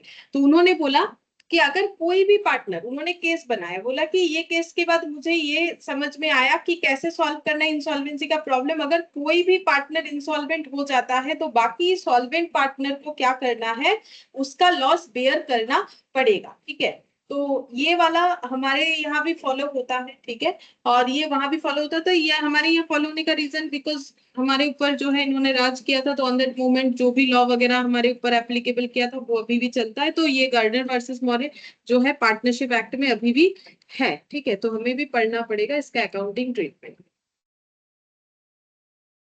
तब इसमें हमें क्या क्या स्टेप्स फॉलो करना पड़ेगा। Step 1,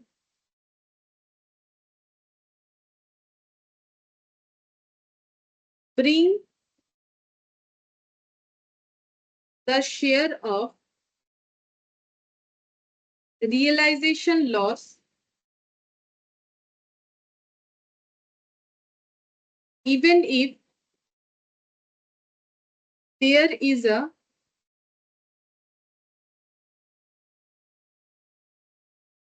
credit balance in capital. तो जस्टिस जोई ने क्या बोला, पहला तो ये बोला कि विल्किन इंसॉल्वेंट हो गया है, लेकिन विल्किंस की वजह से जो भी लॉस होगा वो गार्नर और मुरे को लेके आना है, ठीक है। लेकिन सबसे पहले गार्नर और मुरे को ये बोला गया था कि आप लोग पहले अपना सॉल्वेंसी प्रूव कीजिए, ठीक है। तो फिर गार्नर और मुरे बोलेगा हम लोग तो सॉल्वेंट ही है, हमारा तो क्रेडिट बैलेंस है कैपिटल का, देख लीजिए।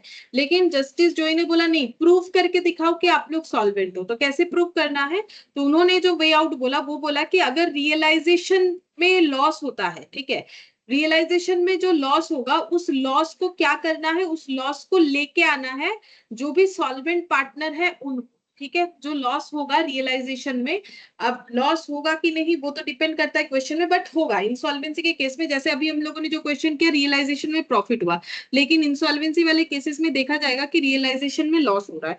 तो लॉस जितना रुपए का होगा उतना लॉस जो है लेके आना पड़ेगा सॉल्वेंट पार्टनर को, ये प्रूव करने के लिए कि भाई उनके पास पैसा है, वो सॉल्वेंट है, तभी वो रियलाइजेशन के लॉस के बराबर का कैश लेके आने के लिए बोला गया है। तो यहाँ पर जैसा बोला है लॉ है तो हमें उसी को फॉलो करके अकाउंटिंग ट्रीटमेंट करना पड़ेगा। फिर स्टेप 2 में क्या बोला है, loss due to insolvency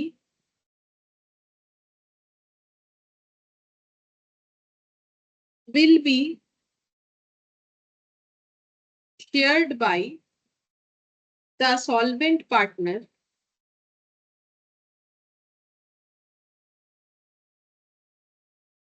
in the ratio of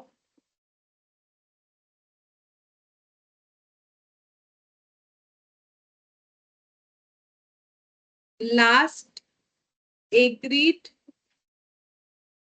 capital in case of fluctuation capital method।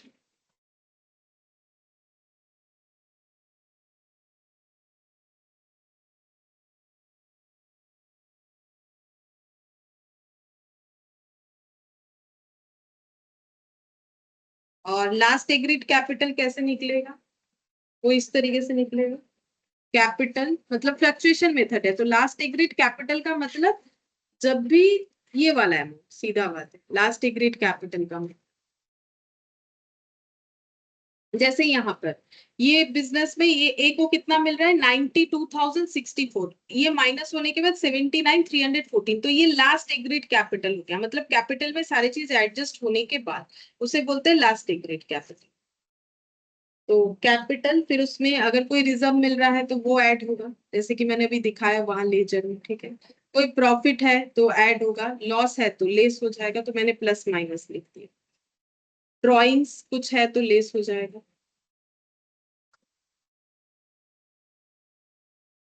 Interest on capital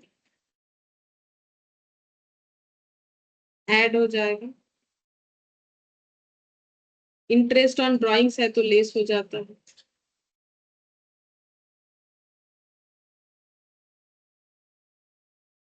और ये बन जाएगा लास्ट एग्रीड कैपिटल। तो ऐसे करके हमें पार्टनर, जो भी पार्टनर सॉल्वेंट रहेंगे, उनका लास्ट एग्रीड कैपिटल निकालना है, फिर उसके रेशियो को यूज करना है। किस लिए यूज करना है? जो भी लॉस होगा इंसॉल्वेंसी के वजह से, जैसे ये वाले क्वेश्चन में अगर जिसका डेबिट बैलेंस था वो अगर इंसॉल्वेंट होता तो हमारा लॉस कितना होगा? 27,618। तो ये लॉस बियर किसे करना पड़ेगा? जो सॉल्वेंट पार्टनर होंगे। लेकिन ये लॉस सॉल्वेंट पार्टनर कैसे बियर करेंगे? मतलब ये पूरा अमाउंट कोई एक जन करेगा, आधा आधा करेगा, क्या करेगा? तो वही चीज लिखा हुआ है कि कैसे करके लॉस को बियर करना है। जो रेशियो में बियर करना है वो एक लॉस को रेशियो में बियर करना है। रेशियो कैसे होगा? अगर फ्लक्चुएशन मेथड है क्वेश्चन में तो लास्ट एग्रीड कैपिटल रेशियो में होगा, और अगर फिक्स्ड कैपिटल मेथड है तो फिक्स्ड कैपिटल के रेशियो से हो जाएगा। तो यहाँ पर लिखते हैं if fixed capital method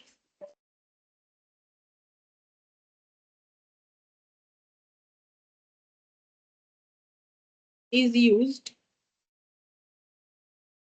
then capital ratio is the amount of fixed capital। अगर फिक्स्ड कैपिटल मेथड यूज करेंगे तो फिर जो कैपिटल रेशियो हो जाएगा वो फिक्स्ड कैपिटल अमाउंट जो रहेगा उसके बेसिस पे हमें उसे मतलब डिस्ट्रीब्यूट करना पड़ेगा। ठीक है, तो अभी क्वेश्चन करने से समझ में आएगा किस तरीके से होगा, नहीं तो ऐसे तो नहीं समझ में आएगा। तो हम लोग पहले एक सिंपल सा क्वेश्चन करेंगे क्योंकि यहाँ मिल जाएगा।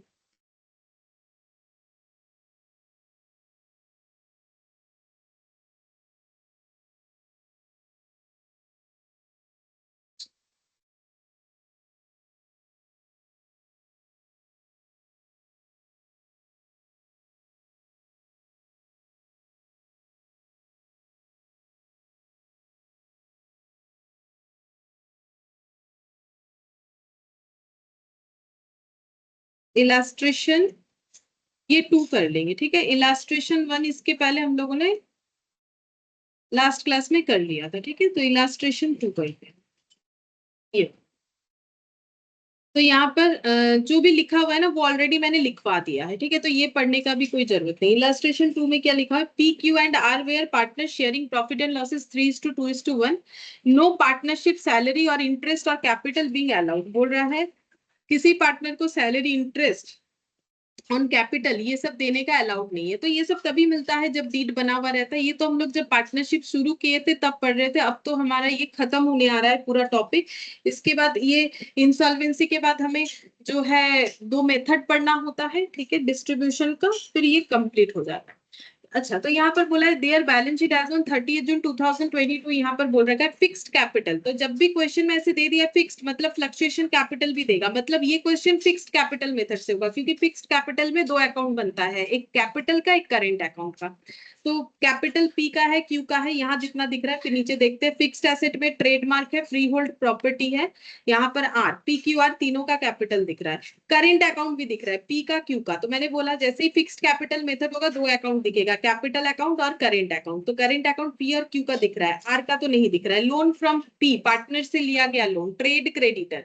फिर यहाँ plant equipment, motor vehicle. Current asset में स्टॉक है, डेटर है, डेटर में प्रोविजंस बना हुआ है, कैश एट बैंक है, मिसलेनियस लॉसेस है, जिसमें आर करेंट अकाउंट है। तो आर का करेंट अकाउंट का डेबिट बैलेंस नेगेटिव बैलेंस दिख रहा है, मतलब चांसेस है कि आर इंसॉल्वेंट हो। अगर वो अपना डेबिट बैलेंस पे कर पाएगा तो नहीं होगा, लेकिन चांसेस है कि आर ही शायद इंसॉल्वेंट होगा। देखते हैं आगे क्वेश्चन पढ़ के। प्रॉफिट एंड लॉस दिख रहा है 12,000। तो एसेट साइड में पीएल दिखने का मतलब है कि लॉस है, अगर लाइबिलिटी साइड में दिखता है तो वो फिर प्रॉफिट होता है। On 1 July 2022 the partnership was dissolve. 1 जुलाई 2022 को पार्टनरशिप बंद होने वाला है। Motor vehicle was taken over by Q. Motor vehicle जो है ना 700 रुपए का, वो क्यू लेके जा रहा है at a value of 500, but वो 500 पे टेक ओवर कर रहा है। एग्रीड वैल्यू इतना है, but no cash passed specifically in respect of this transaction. मतलब वो 700 का चीज 500 में लेके जा रहा है, लेकिन और किसी तरीके का कैश का कोई ट्रांजैक्शन नहीं हो रहा है। अच्छा, फिर बोल रहा है sale of other asset realise the following amount. तो बाकी एसेट में जो बिका उसमें क्या क्या मिला? ट्रेडमार्क बेच के कुछ नहीं मिला, फ्री होल्ड प्रॉपर्टी बेच के 7,000, प्लांट इक्विपमेंट बेच के 5,000, स्टॉक बेच के 3,000, डेटर से 1,600 रिकवर हुआ।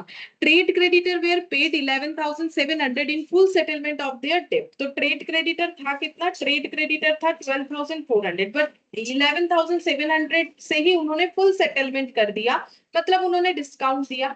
12,400 का सेटलमेंट 11,700 में हो गया, फुल सेटलमेंट हो गया, मतलब और कोई देना लेना नहीं रहा। द कॉस्ट ऑफ डिसोल्यूशन 1,500, मतलब डिसोल्यूशन करवाने का खर्चा। The loan from P was repaid. P से जो लोन लिया गया था ना, वो भी पे ऑफ हो जाएगा बोल रहा है।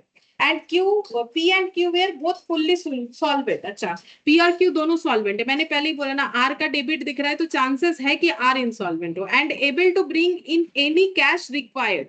बोल रहा है कि जो भी पैसे का जरूरत होगा बिजनेस में पीक्यू लेके आएंगे, but R was forced into bankruptcy. R जो है बैंकरप्ट हो चुका है, was unable only able to bring 1/3 of the amount. तो उसको अगर जो भी अमाउंट लाना है उसका वो 1/3 ला पाएगा, जो भी अमाउंट उसे लाना पड़ेगा उसका वो 1/3 ही ला पाएगा, इससे ज्यादा नहीं ला पाएगा। हमें बना के देना है cash and bank account, realisation account, जो हम लोग पहले भी बना रहे थे वैसे ही। कैपिटल अकाउंट में हमें थोड़ा सा डिफरेंस देखने को मिलेगा, तो वो हम बताएंगे कैसे होगा। After transferring current account balances, तो देखो नॉर्मली हम लोग फिक्स्ड कैपिटल मेथड होने से दो अकाउंट बनाते हैं, कैपिटल अकाउंट अलग, करेंट अकाउंट अलग। लेकिन जब मेरा बिजनेस बंद होने ही वाला है, क्योंकि आखिर में करंट अकाउंट का बैलेंस तो कैपिटल में ही ट्रांसफर होता है। जैसे हम लोगों ने डेथ में क्वेश्चन देखा, जैसे कोई भी एग्जीक्यूटर्स का अकाउंट हम लोगों ने देखा, तो पहले कैपिटल अकाउंट बनता है, कैपिटल अकाउंट का बैलेंस कहाँ ट्रांसफर होता है? एग्जीक्यूटर अकाउंट में ट्रांसफर होता है। या करेंट अकाउंट दिया हुआ रहा तो भी वो वैसा ही होता है। जैसे कि लास्ट दिन हम लोगों ने जो क्वेश्चन किया था, हम दिखा देते हैं यहाँ पर, हम जो बोलना चाह रहे हैं। तो लास्ट दिन हमें जो क्वेश्चन दिया था उसमें हम लोग को पीटर का करंट अकाउंट बनाना पड़ा। तो करंट अकाउंट का बैलेंस कहाँ ट्रांसफर हुआ? कैपिटल अकाउंट में, फिर वो एग्जीक्यूटर में ट्रांसफर हुआ। तो बेसिकली करंट अकाउंट का जो भी डेटा होता है वो आखिर में कैपिटल में ट्रांसफर हो जाएगा, कि भाई कैपिटल के साथ साथ बाकी इतना अमाउंट मिलने वाला है। तो यहाँ पर भी सेम वही कंसेप्ट है कि हमारा कैपिटल का और करेंट अकाउंट का हम लोग अलग अलग बना सकते हैं, लेकिन जब बिजनेस बंद ही होने वाला है तो हम लोग अलग नहीं बनाएंगे। जैसे इन्होंने यहाँ अलग बना रखा है ना, करेंट का मैंने अलग बनाया, कैपिटल का अलग बनाया, जरूरी है बनाना। लेकिन अगर बिजनेस बंद हो रहा है तो हम लोग क्या कर सकते हैं, कैपिटल में करेंट का पूरा चीज लिख सकते हैं। जैसे यहाँ पर लिखा ना 27,1,125, तो ये तो टोटल में लिखा क्योंकि यहाँ टोटल कर लिया था। लेकिन इसमें हम लोग क्या करेंगे, कैपिटल के अंदर ही ये सारी चीजों को भी लिख देंगे, ये अलाउड होता है। नॉर्मली इस मेथड में ये अलाउड नहीं है, लेकिन जब बिजनेस बंद होने जा रहा है तो एक ही कैपिटल में ही सारी चीजों को लिख दो। यहाँ लिख भी दिया है, after transferring current account balances. तो कैपिटल अकाउंट हमें कैसे बनाना है? करेंट अकाउंट के बैलेंसेस को ट्रांसफर करते हुए। तो ये 3 अकाउंट हमें बना के दिखाना पड़ेगा। ठीक है, तो देखते हैं कैसे बनेगा।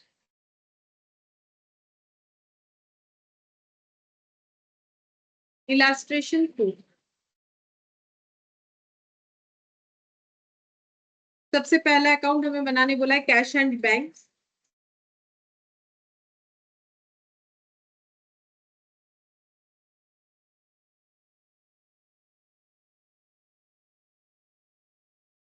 फिर हो जाएगा रियलाइजेशन अकाउंट।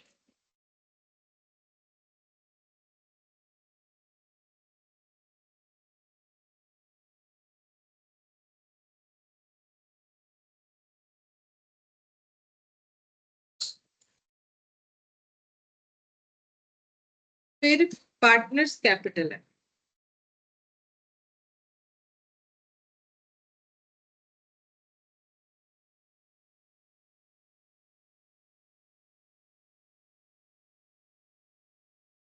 तो जैसे नॉर्मली बनता है वैसे ही हमें बनाना है। सबसे पहले यहाँ पर पूरे बैलेंस शीट को हमें करना है खाली। तो ये रियलाइजेशन में लिखना स्टार्ट करते हैं। टू सन्ड्री एसेट्स सारे वैल्यूज को लिखना पड़ेगा। Trademark 40,000, free hold property 8,000। Trademark 40,000, free hold property 8,000, plant and equipment 12,800, plant and equipment 12,800, motor vehicle 700,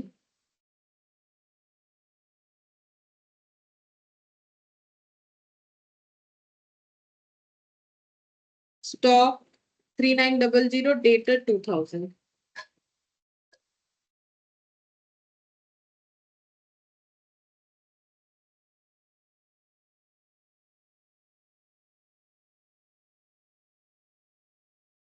provision liability side में जाएगा, by salary liability,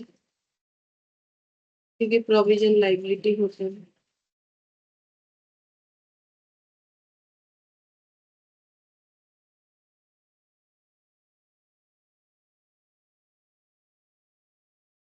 cash at bank, cash में चला जाएगा, टू बैलेंस पीटी 200, ये ऊपर में।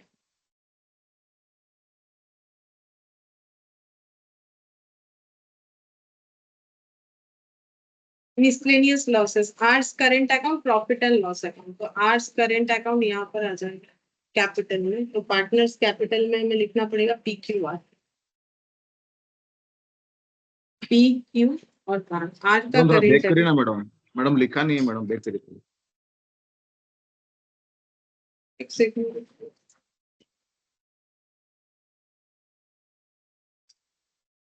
कौन सा वाला? लास्ट वाला मैडम, रिलेशन है।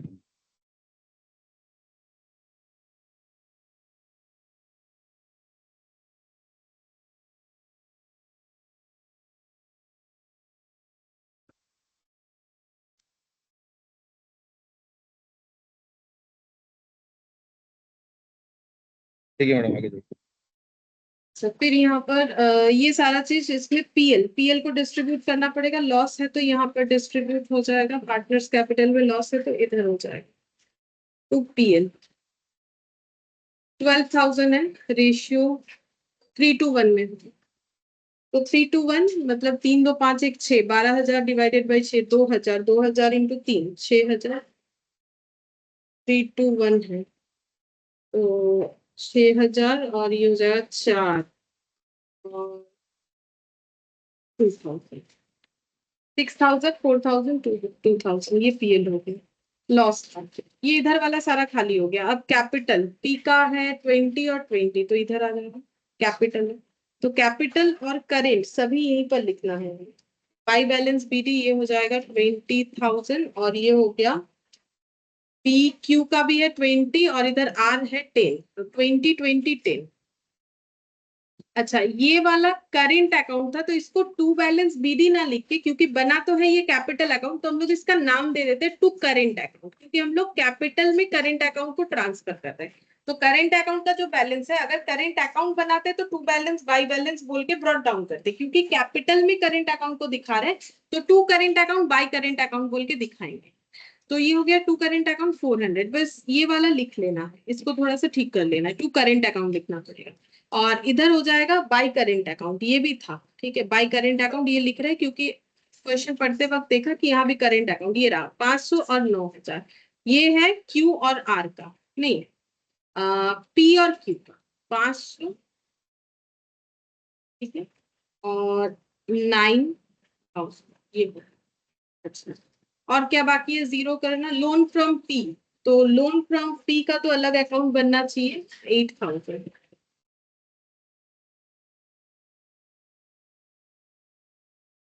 ये वर्किंग नोट बना ले,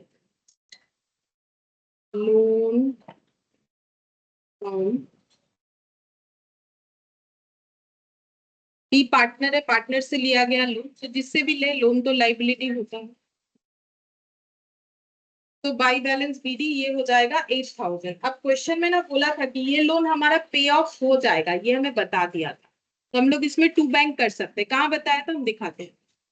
यहाँ पर बताया था, ये रहा, ये रहा, ये कहाँ गया, trade creditor in the cost of dissolution the loan from P was repaid, तो ये पे हो जाएगा, इतना पैसा होगा हमारे पास।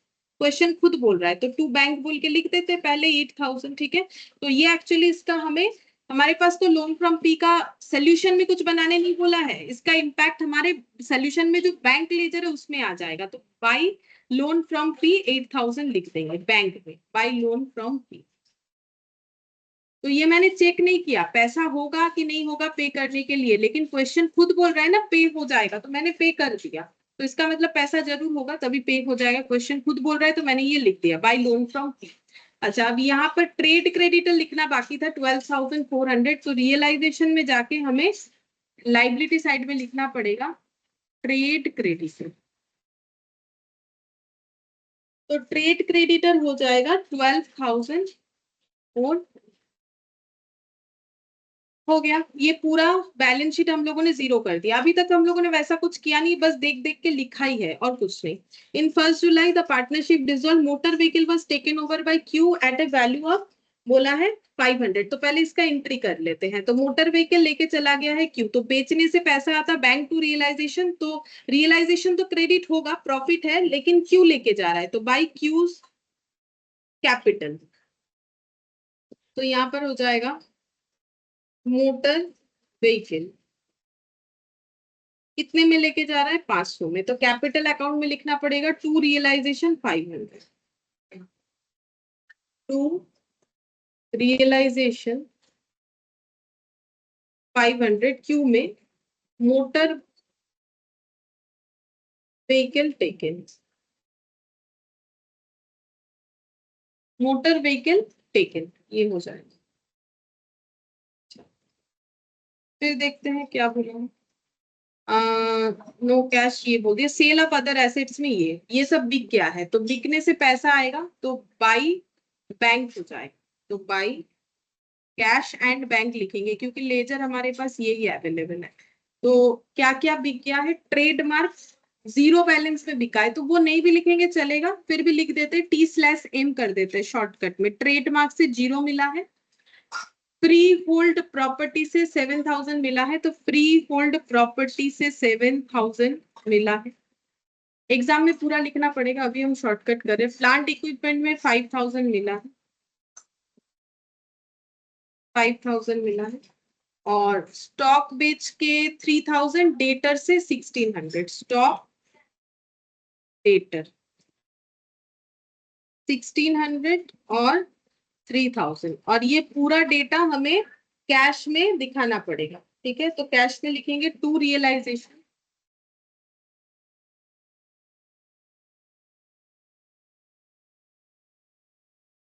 फ्री होल्ड प्रॉपर्टी, ट्रेडमार्क और नहीं लिख रहा है क्योंकि वो तो जीरो बैलेंस दे रहा है, लिखेंगे भी तो जीरो ही होगा, उसमें थोड़ी ना कोई इम्पैक्ट आने वाला है।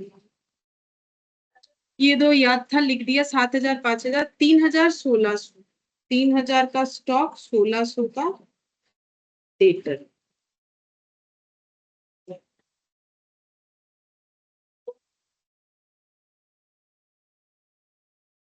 बस ये सेम यहाँ पर, यहाँ से देख के यहाँ पर लिख देना है, क्रॉस पोस्टिंग हो गया। 7,000, 5,000, 3,000, ट्रेडमार्क लिखना चाहे तो लिख सकते हैं, वो जीरो में जाएगा तो कोई फर्क नहीं पड़ेगा। यहाँ तक हो गया। फिर बोल रहे trade creditor were paid 11,700 in full settlement of डेप्ट, तो क्रेडिटर को हम लोगों ने 11,700 पे किया, तो फिर realization to cash and bank, to cash and bank creditor paid 11,700। अब जैसे ही इधर लिखा तो उधर cross posting cash and bank में by realization creditor 11,700, by realization creditor 11,700। अच्छा, फिर यहाँ पर बोला है कि the cost of dissolution 1,500, dissolution का खर्चा है 1,500, तो पे कौन किया होगा कुछ नहीं बोला है, तो बिजनेस से पे किया गया होगा, तो realisation to cash and bank में यहाँ पर हो जाएगा टू कैश एंड बैंक, यहाँ लिख देते हैं हाइफन देके, रियलाइजेशन एक्सपेंसेस 1,500। अब ये भी क्रॉस पोस्टिंग हो जाएगा कैश एंड बैंक में। बाई रियलाइजेशन बोल के रियलाइजेशन एक्सपेंसेस 1500, तो यहीं पर लिख देते हैं। बाई रियलाइजेशन तो लिखा हुआ ही है, रियलाइजेशन एक्सपेंस इसी के अंडर लिख दिया मैंने 1500। अब देखते हैं और क्या बाकी है। बोल रहा है कि the loan from P was repaid, वो भी मैंने दिखा दिया। P and Q were both fully solvent and able to bring in any cash, जो भी जरूरत होगा, बट आर जो है वो बैंकरप्ट हो गया, वो सिर्फ 1/3 ला सकता है जितना अमाउंट ड्यू होगा उस पे। अच्छा, तो अब जो भी करना है कैपिटल अकाउंट में करना है। तो सबसे पहले हम लोग रियलाइजेशन को क्लोज करेंगे, क्योंकि रियलाइजेशन में प्रॉफिट लॉस जो होगा उसके ऊपर डिपेंड करेगा ना ये वाला मेथड। तो लॉस नॉर्मली होना चाहिए, तो देख लेते हैं। लॉस होने से इधर बैलेंस आएगा, तो ये बैलेंस ज्यादा होना चाहिए। तो हम टोटल कर रहे हैं 40,000 plus 8,000 plus 12,800 plus 700 plus 3,900 plus 2,000 plus 11,700 plus 1,500, 80,600। तो लॉस ही आएगा, क्योंकि इंसॉल्वेंसी के क्वेश्चन में रियलाइजेशन में लॉस ही आता है। तभी जस्टिस जोई वाला प्रॉब्लम, मतलब जो उन्होंने फैसला लिया है वो तभी एप्लीकेबल कर पाएंगे। 500 7, ये 7 3 10,000 15,000 16,600, तो 16,600 होगा। मैंने पूरा ओरली टोटल कर लिया, 51,000 हो रहा है रियलाइजेशन। सब ये लॉस किस में डिस्ट्रीब्यूट होगा? सभी पार्टनर में। बाय रियलाइजेशन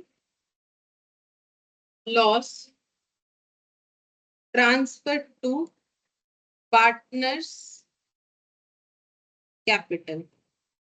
तो पी, क्यू और आर, ये 3 पार्टनर है। कौन सा वाला रेशियो हो जाएगा? जो उनका प्रॉफिट शेयरिंग रेशियो रहा, यानी 3:1। 3:1 मतलब 3/6, 2/6 और 1/6। तो 51,000 डिवाइडेड बाई 6, 8500। 8500 का डबल 17,000 और 8500 का 3 गुना 25,500।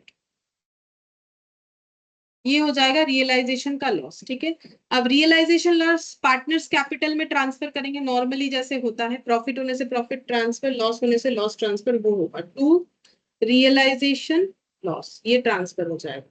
तो रियलाइजेशन लॉस हो जाएगा हम लोगों का 25,500, 17 और 8,500, 17,000 और 8,500। अच्छा, अब नेक्स्ट हमें क्या देखना है? नेक्स्ट हमें यहाँ पर ये देखना पड़ेगा जस्टिस जोई वाला, क्योंकि इंसॉल्वेंसी है तो जस्टिस जोई वाला रूल्स लगाएंगे। तो जस्टिस जोई ने क्या बोला था कि पहला बात है हम लोग ये देखेंगे यहाँ पर जो इंसॉल्वेंट पार्टनर है, ठीक है, वो जो बैंकरप्ट हो चुका है उसे जितना लाना है वो उसका 1/3 ला सकता है। पहला बात ये है। तो इंसॉल्वेंट पार्टनर कौन था? इंसॉल्वेंट पार्टनर था आर। ठीक है, तो आर को कितना लाना चाहिए था? आर का कैपिटल था 10,000। ठीक है, तो 10,000 उसका कैपिटल था, लेकिन उसका करंट अकाउंट में 400 नेगेटिव बैलेंस था, तो कैपिटल से इतना काट लिया जाएगा। लॉस 2,000 था तो उतना काट लिया जाएगा। ठीक है, और 8,500 उसे रियलाइजेशन लॉस लेना पड़ेगा। तो इसका मतलब उसको 900 लाना है उसके बैलेंस को पॉजिटिव करने के लिए, क्योंकि सीधा बात है उसका लॉस कितना कितना है। उसका लॉस है 8,500, 2,000, 10,500 का उसका लॉस हुआ है जो उसे लेना पड़ेगा। और उसका पॉजिटिव अमाउंट बिजनेस में है 10,000, तो 500 फिर भी उसका लॉस हो गया, और ऊपर से 400 का उसने क्रेडिट बैलेंस कर रखा है, करेंट अकाउंट का, सॉरी डेबिट बैलेंस कर रखा है। तो 900 का उसका कैपिटल नेगेटिव दिख रहा है, तो उसे 900 लाना चाहिए। बट वो 900 में कितना ला सकता है? ओनली 1/3 ला सकता है। ठीक है, तो 1/3 का मतलब कितना हो जाएगा? 300। तो हम ये वर्किंग नोट करके दिखा देते, ये जो बात हम बोल रहे हैं वर्किंग नोट नंबर 2 में लिख देते हैं। आर्स क्रेडिट बैलेंस और आर्स डेबिट बैलेंस दोनों लिख देते हैं। डेबिट बैलेंस, ठीक है, तो आर का क्रेडिट बैलेंस कितना है? क्रेडिट साइड दिख रहा है 10,000, और डेबिट बैलेंस हो जाएगा 400 और 500 900 और ये 10,900, ठीक है। तो क्रेडिट में है 10,000, डेबिट बैलेंस है 10,900। जैसे हमारे बैंक में अगर बैलेंस रहा कि हम लोगों का क्रेडिट था 10,000 बट डेबिट हम लोगों ने 10,900 मतलब 900 ड्रॉ कर रखा है ना, तो ये लॉस हो जाएगा अगर, क्योंकि ये पार्टनर इंसॉल्वेंट है, ये तो कुछ नहीं ला पाएगा, बैंकरप्ट हो गया, तो लॉस ड्यू टू इंसॉल्वेंसी कितना हो रहा है, ड्यू टू इंसॉल्वेंसी हो रहा है 900। बट इसमें से ला सकता है 1/3, ठीक है। बट वो 1/3 ला सकता है, ऐसा क्वेश्चन में बोला है कि पूरा नहीं होगा, पार्टली वो ला सकता है, कितना 300 ला सकता है। तो लॉस फिर कितना हो जाएगा, 900 माइनस 300, यानी कि 600 का लॉस होगा, क्योंकि बाकी अमाउंट वो ला सकता है, ऐसा क्वेश्चन में बोला हुआ है, ठीक है। तो अब हम लोग इसका एंट्री कर लेंगे, जो पैसा वो ला सकता है उसका एंट्री कैसे होगा, उसका एंट्री हो जाएगा यहाँ पर बाई बैंक बोल के 300। यहाँ पर पैसा जो ला सकता है तो वो बाई बैंक हो जाएगा। कौन ला रहा है, जो इंसॉल्वेंट हुआ था वो 300 ला सकता है। जैसे ही मैंने यहाँ पर बाई बैंक लिखा, वर्किंग नोट 2 तो लिखेंगे ही, और साथ ही साथ बैंक वाले वहां पर कॉलम में भी हम लिख देंगे, मतलब लेजर में 2 आवर्स कैपिटल बोल के 300, यहाँ पर 2 आवर्स कैपिटल बोल के यहाँ आ जाएगा 300 क्रॉस पोस्टिंग, ठीक है। अच्छा, अब क्या करना पड़ेगा, ये जो दो पार्टनर है, अब जस्टिस जोई वाला रूल्स लगाएंगे कि रियलाइजेशन में जो स्टेप 1 में लिखा था, एक बार पढ़ के देखना चाहिए, bring the share of realisation loss even if there is a credit balance in capital. तो जो सॉल्वेंट पार्टनर है कौन है, पी और क्यू है, इनको क्या करना पड़ेगा, रियलाइजेशन लॉस इनके हिस्से में जितना आया 25,000 500 17,000 इतने का इन्हें कैश लेके आना पड़ेगा। ये जस्टिस जोई ने बोला है कि प्रूफ करो कि आप लोग सॉल्वेंट हो, तो ये बोले हमारा तो क्रेडिट बैलेंस है, फिर भी आप लोग सॉल्वेंसी प्रूफ करने के लिए क्या रास्ता दिखाया गया कि रियलाइजेशन लॉस जितना हुआ है उतना कैश लेके आना है। तो बाई बैंक यहाँ पर हो जाएगा 25,500 और 17,000। जैसे ही ये लिखा, क्रॉस पोस्टिंग करेंगे बैंक में, to P's capital cues capital बोल के ये दोनों अमाउंट को लिख देंगे। तो यहाँ पर लिखेंगे to P's capital to Q's capital 25,500 और 17,000, ये दोनों अमाउंट अभी लिखते हैं। अच्छा, अब यहाँ पर ये जो लॉस हुआ, ये लॉस कैसे बियर होगा, ये लॉस सॉल्वेंट पार्टनर बियर करेंगे, ठीक है। अब स्टेप 2 पढ़ लेना चाहिए। तो अगर हमारा फिक्स्ड कैपिटल मेथड है तो फिर कैपिटल रेशियो में होगा, और अगर फ्लक्चुएशन है तो ऐसे होगा। तो ये तो हमारा फिक्स्ड कैपिटल मेथड है, तो फिक्स्ड कैपिटल का रेशियो होगा। तो fixed capital ratio P Q का कितना है, 20-20, यानी 1:1 है। तो 1:1 में 600 का लॉस जो है बियर करेगा पी और क्यू। तो पी कितना बियर करेगा, 600 का हाफ, क्यू कितना बियर करेगा, 600 का हाफ, मतलब सीधा बात है 300 और 300 रुपए बियर करेगा। अब इसका एंट्री कैसे होगा, जैसे गुडविल एडजस्टमेंट का होता है, तो पी के अकाउंट से 300 कटेगा, P's capital debit, Q's capital debit, to R's capital, ये एंट्री हो जाएगा। तो पी अपना 300 सैक्रिफाइस करेगा, क्यू अपना 300 सैक्रिफाइस करेगा, ताकि आर का 600 जो लॉस है वो रिकवर हो पाए, तो मतलब एडजस्ट हो पाए। तो अब by piece capital by cues capital, capital account में लिखेंगे by piece capital by cues capital 300 300 और टू आर्स कैपिटल बोल के पी के कॉलम में, क्यू के कॉलम में, ठीक है। अब हम लोग कैपिटल अकाउंट को क्लोज करेंगे, और सबसे लास्ट में जाके हम लोग का कैश अकाउंट क्लोज होगा, जैसे होता है। तो यहाँ पर आर को सबसे पहले क्लोज करेंगे, जिसका हमारा पूरा मैच हो जाना चाहिए 10,000, क्योंकि उसका तो जो भी लॉस वगैरह है वो सेटअप हो गया। 10,000 प्लस 300 300 600 300 900, मतलब 10,900 हो जाएगा, और इधर भी हो जाएगा 10,900, ये तो 10,900 ही था, ठीक है। तो उसका तो 10,900 सेटलमेंट करने का बात था, ठीक है, तो उसने 300 सेटल किया, बाकी 600 का सेटलमेंट ये दोनों ने कर दिया, तो इसका अकाउंट क्लोज हो गया। अब क्यू का देखते हैं, 20,000 9,000 और 17, मतलब 10,000, मतलब 30,700 हो रहा है इधर, ठीक है। 20 और ये हो गया 9 + 1 10, 30,700, और इधर भी हो रहा है 30,700। अच्छा, ये किधर ज्यादा होगा वो चेक करना पड़ेगा, वो भी तो चेक करना पड़ेगा। तो इधर मुझे लग रहा है इधर ज्यादा है, देख लेते हैं। 4,000 प्लस 4,000 प्लस हो जाएगा 500 प्लस 17,300, तो ये 21,800 आ रहा है। अच्छा, और इधर आ रहा है, अच्छा ये 17,000 है, ये गलत हुआ, ये 17,000 है, 25,500 है और 17,000 है, तो इसीलिए गलत आ रहा है। तो ये हो जाएगा 20,000, ये 9,000, एक जीरो मैंने कम लिखा था, 17,000, तो ये हो जाएगा 46,000, इधर ही जाता है पहला बात, 46,000 माइनस 4,000 माइनस 17,000 माइनस 800, तो 24,200, इसे मिल जाएगा इतना पैसा to cash and bank balancing figure. तो 46,000 एक्चुअली मिलना चाहिए था क्यू को टोटल बिजनेस डिसॉल्व होने पे, बट उसका 4,000 कम हो जाएगा लॉस की वजह से, मोटर व्हीकल लिया तो 500 कम मिलेगा, रियलाइजेशन लॉस की वजह से 17,000 कम हो जाएगा, 300 जो है उसने सब्सटीट्यूट किया क्यू को तो कम हो जाएगा, तो फिर इतना मिलेगा।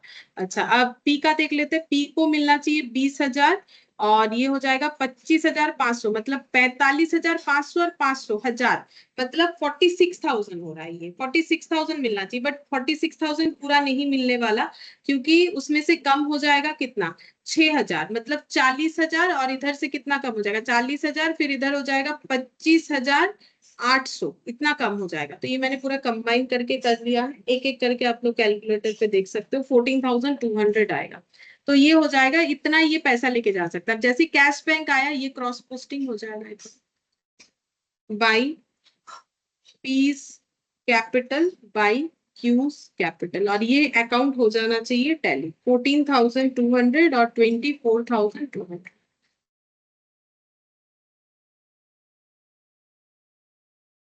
14,200 और 24,200 प्लस 1,500 प्लस 11,700 प्लस 8,000, तो ये हो जाएगा 59,600 आ रहा है।